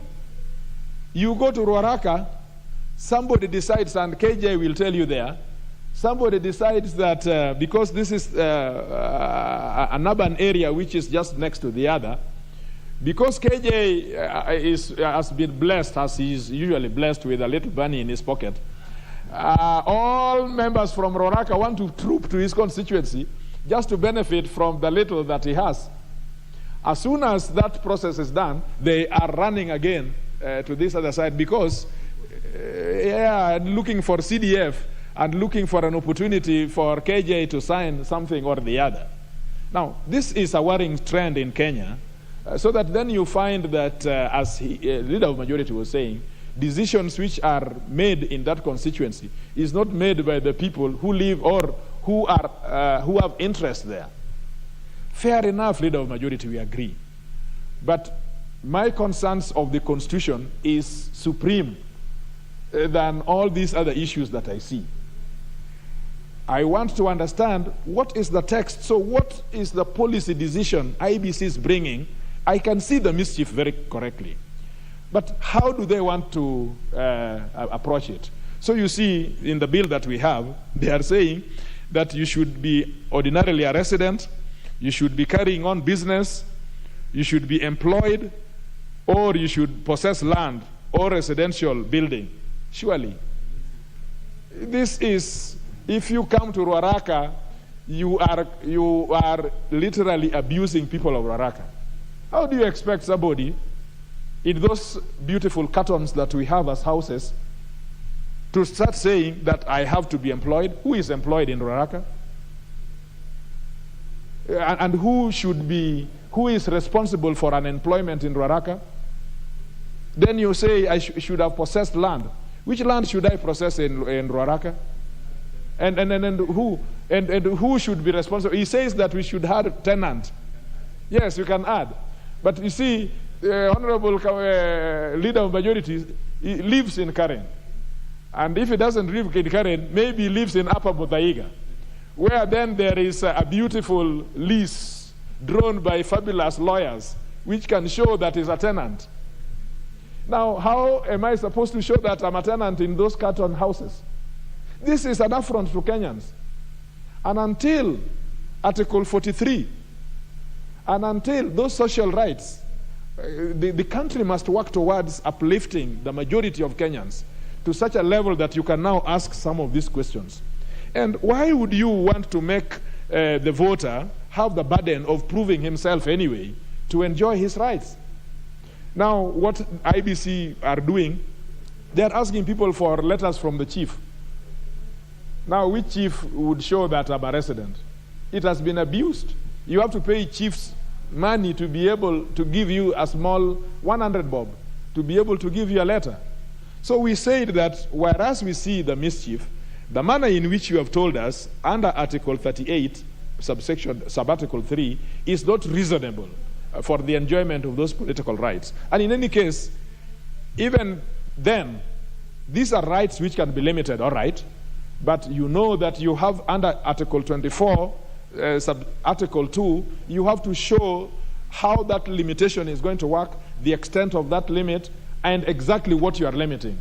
And so we write the law, but the policy makers is the primary people who are IBC. So let them produce a policy which works around this subject, and when that is done, we will accept. For example, probably they may think of more innovative approaches like creating some discretion on the returning officer to ask one or two questions that would then show what this person is. Another one is to create an offense for these people who are paying people to move from one constituency to the other. And so when the time will come, we will put a member for Suba North. This is very clear. We are going to propose legislation amendments that this is really unconstitutional, and that is the view that we took, both in Clause 13 and Clause 14. Tries to say that the voter must be a voter at the time. This is for a vacancy. If, for example, somebody leaves the assembly either by death or resignation, then the law would have said that somebody must have been a voter in that electoral unit. Now, we think that that is adding a restriction that the Constitution did not envisage, because Section 25 of the Act deals with what is the qualification and disqualification, so that this is over and above what the law says. Clause 15 and 16 have been spent. If you look at the Political Parties Act, you will see that we took them over in the consequential amendments. So they have been spent. That is why we are preferring to delete them. But something that is very close in the heart of member for Suba North, and this is the sweetener. I really wish that all members would see this. Member for the Dagoretti South, we are not going to restrict anybody in the view of the committee for movement, either because you have finished just with the parties to be independent. Honorable Kemenya has admitted that this really will be something that will affect the 2027. But let's be fair. Let us work as government. Let executive work. Let legislature work towards attaining some political stability in the political parties. Everybody knows that political parties have not been developed to the sense that they have organs which can really do those things that the Constitution requires them to do, whichever constellation you are thinking about. And so let us work on non-legislative interventions. Not everything should be legislated. Should we legislate how parties, for example, we give more money for education, voter education, civic education, giving parties to insist on creating structures. Those are things which are non-legislative interventions that then we can reach to a level we say, okay, these political parties, now if you want to choose to be independent, you decide from day one and you are independent. Like in Germany, they have members of the Grid T, and they are there, even if they are so few, like 12, but they are there. In fact, right now, they are in the ruling coalition because of their steadiness in democracy. So we are not just going to leave it for 2027. The sweetness is that we have decided as a committee to delete it. We will persuade the leader of majority that let this sweetener be here, so that at least we are assuaged that things can still work, especially member for Suba North. I am sure she's not going to stand as an independent, but she must be vigilant to create some space for herself. There is no politician who wants to close himself, unless you want to be, which cat would want to have a house without a window? I mean, we will just be less than wise if we were to do anything like that. So, member for Suba North, I know you have a direct ticket in your hand somewhere in your purse. But if something happens, because something can happen, you still have a period, some 13 days, by which you can still be an independent candidate. Now, there is the new clause, but that is not so serious. I think what is serious is clause 20, dealing with section 39 of the Parent Act. This is what I think I may want to spend a few more minutes. The leader of majority has explained very well. You see, when you look at a case, there is what is obiter dicta, and there's what is called raison d'etat. So that people have been saying this section is unconstitutional, this is void. But we went into those cases and read them page after page, as you have read them ably there, to know what was in the mind of the judge. What did the judge find offensive? And so we went in all these sections, and we found that really the problem with electronic transmission was not the fact that it was not clear. The problem was that the judge found that there is a piece of legislation which is saying that they will be transmitted, but it does not say what will be transmitted. Then it says a returning officer will go there physically. So he says, how do you have thousands of people trooping in the national tally with nothing, and they claim to be transmitting things? So he says there is an essential ingredient which is called, I think you'll have to give me time. We have been here since, yeah, but I'm summarizing. I'll be there. Prescribed form. That was the word which that legislation missed. So the moment we fixed prescribed form, it was sorted. Now, the last thing is we need to talk about complementary mechanism, Leader of Majority, and we have said that we need to see regulations approved by the House. In fact, we have done it in a text so that it is not going to go to delegated legislation. We are going to scrutinize is here in the plenary. And when we are thorough with it, then we will allow it. I know that Section 83 was a problem. And so that we can avoid the problem that we had with Section 83, we have decided to let it go and let the Constitution speak for itself and let the law speak for itself.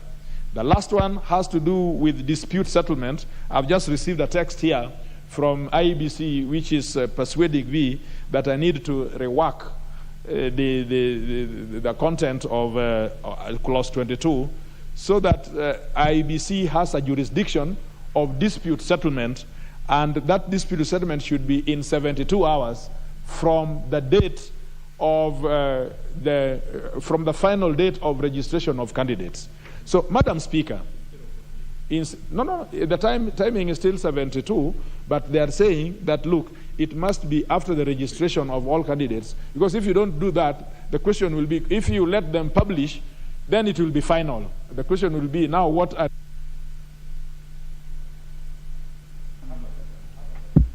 Let me add him 2 minutes for him to be able to summarize. So the question would be, what are you going to dispute over when a gazette notice has gone and which is final? So they are like urging us to say that we will have 72 hours from the date of, from the time of registration of all the aspirants.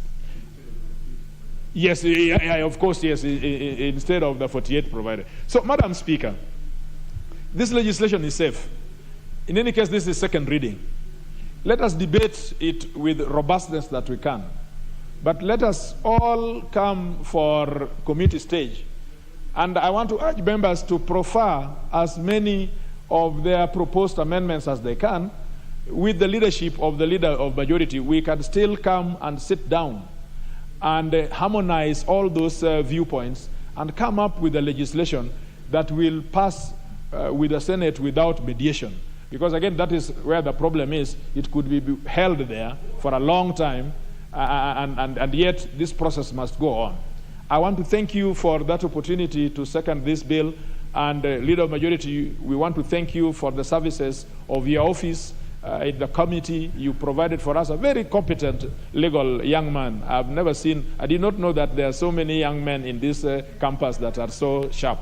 Thank you so much, and from the office of Madam Speaker, you provided for us the staff and the clerk which helped us work on this legislation. I thank you, and may God bless you.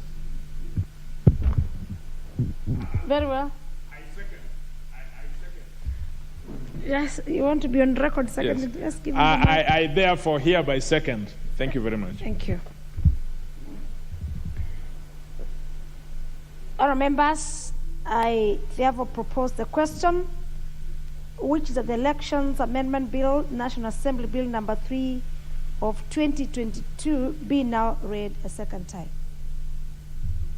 Yes, the Honorable Member for Dagoret South, Honorable Waweru Kiari, your intervention, a point about it. Thank you very much, Madam Speaker. And this afternoon, there are two main reasons why we were coming to the House, because there were two very critical businesses on the order paper And one of them is this one, Madam Speaker, where we are going to do fundamental changes to an election law that is going to actually affect even members of this assembly and the country, Madam Speaker. And looking around the House, Madam Speaker, I'm told that the Speaker is blind, and so I'm calling your attention, Madam Speaker, to the quorum in this House, Madam Speaker, being that the people in this House, you can actually even count them in one hand, Madam Speaker. So, Madam Speaker, a matter of such importance, national importance, Madam Speaker, it would be sacrilegious. So, Madam Speaker, the best we can do with your direction, Madam Speaker, is to bring to the attention of members who are within the precincts of the Parliament that we actually don't have quorum in the chamber, and we can actually ring the quorum bell for 10 minutes, Madam Speaker, failure to which, Madam Speaker, it would be actually sacrilegious for us to process this bill in a House where we have 4 members sitting, Madam Speaker, and pass it. Thank you very much, Madam Speaker. I'm calling your attention to the quorum situation in the House. Thank you very much, Madam Speaker. Very well. Honorable members, the Honorable Kiarie has stood on standing order to call the attention for quorum, and from where I sit, I confirm the House is not properly constituted, and so I do order for the quorum bell to be rung for 10 minutes.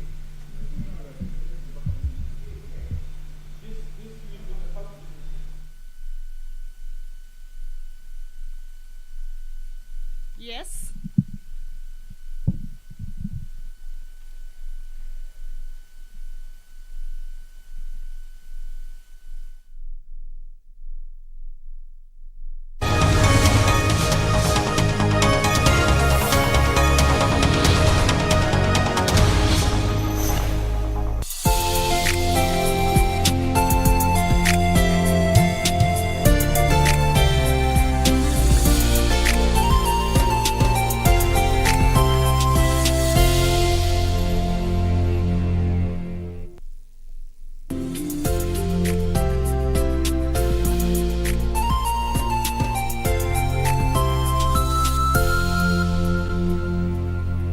Mwongo mmoja umekamilika.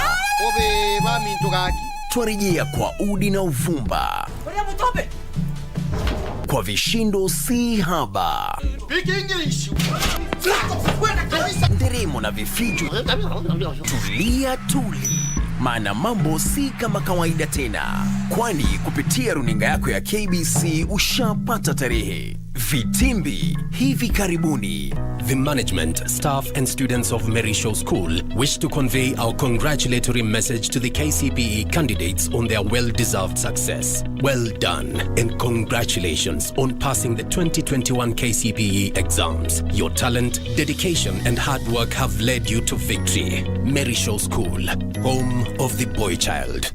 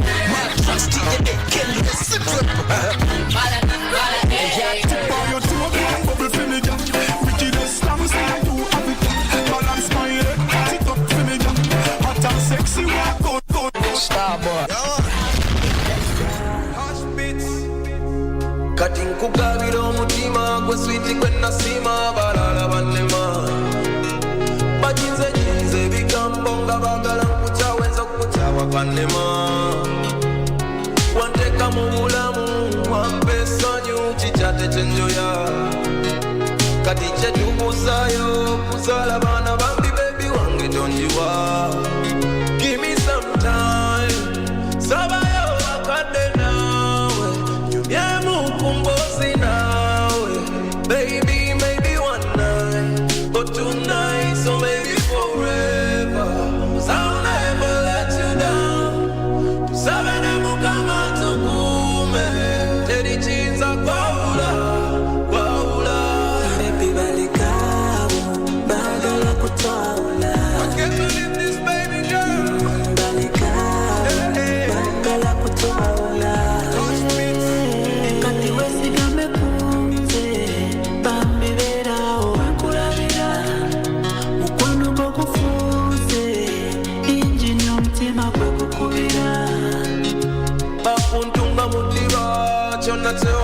kusa mazimonina njagala onteke mu ssanyu tetutagenda kwejjusa nze lyenyoya tebennasingira ddala tokwagala tetebanyumyanga byenkola tabalyabo ku mutima mikwano gyange gyaddala nakyo ne gidduka zekwebaza waguma olaba n'olwazi lumala ne lwatika njagala nkusse mu ssanyu musanyo kweyagalira mu bye nnina give me some time sabayo akadde enough laughters, no matter when you're with me, girl. I used to call you the queen, no vibes. Oh, that's who you are.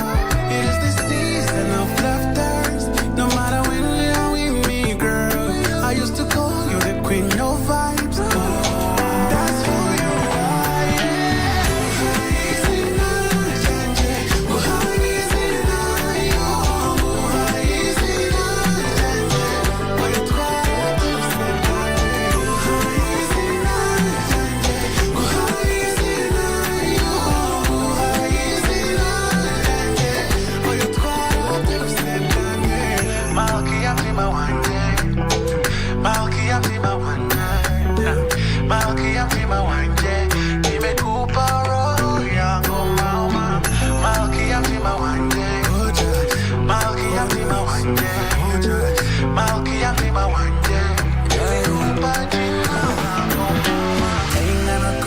Place to raise that unless it's officially by your side. You got me feeling like I'm born day and night. Napenda kukuona smiling like that. Yeah. It is the season of laughters, no matter when you're with me, girl. I used to call you the queen, no vibes. Of laughters, no matter when you're with me, girl. I used to call you the queen, no vibes. Oh, that's who you are.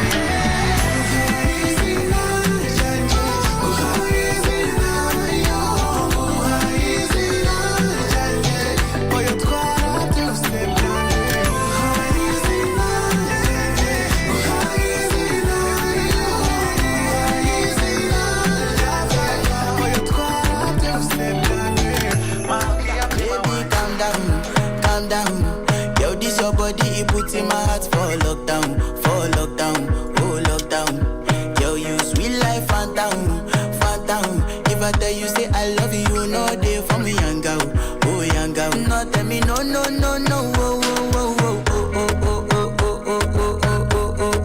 Baby, come give me your lo. You got me like whoa. Shawty, come give me your lo.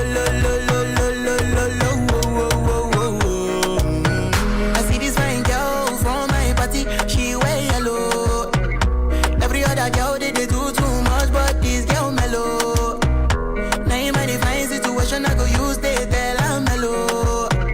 Finally I find way to talk to the girl, but she ain't no one follow. When you gonna phone for one? When you know I come for one? Then I start to feel like bum. But she dey give me small one. I know, say she's a bit sit down one. But she feeling insecure, cause her friends go they come my light ring go on. Baby, calm down. Yo, this your body, put in my heart for lockdown, oh lockdown. Yo, you sweet life, phantom. If I tell you say I love you, you know they for me, young girl, oh young girl. No tell me no, oh. Baby, come give me your lo. You got me like whoa. Shawty, come give me your lo.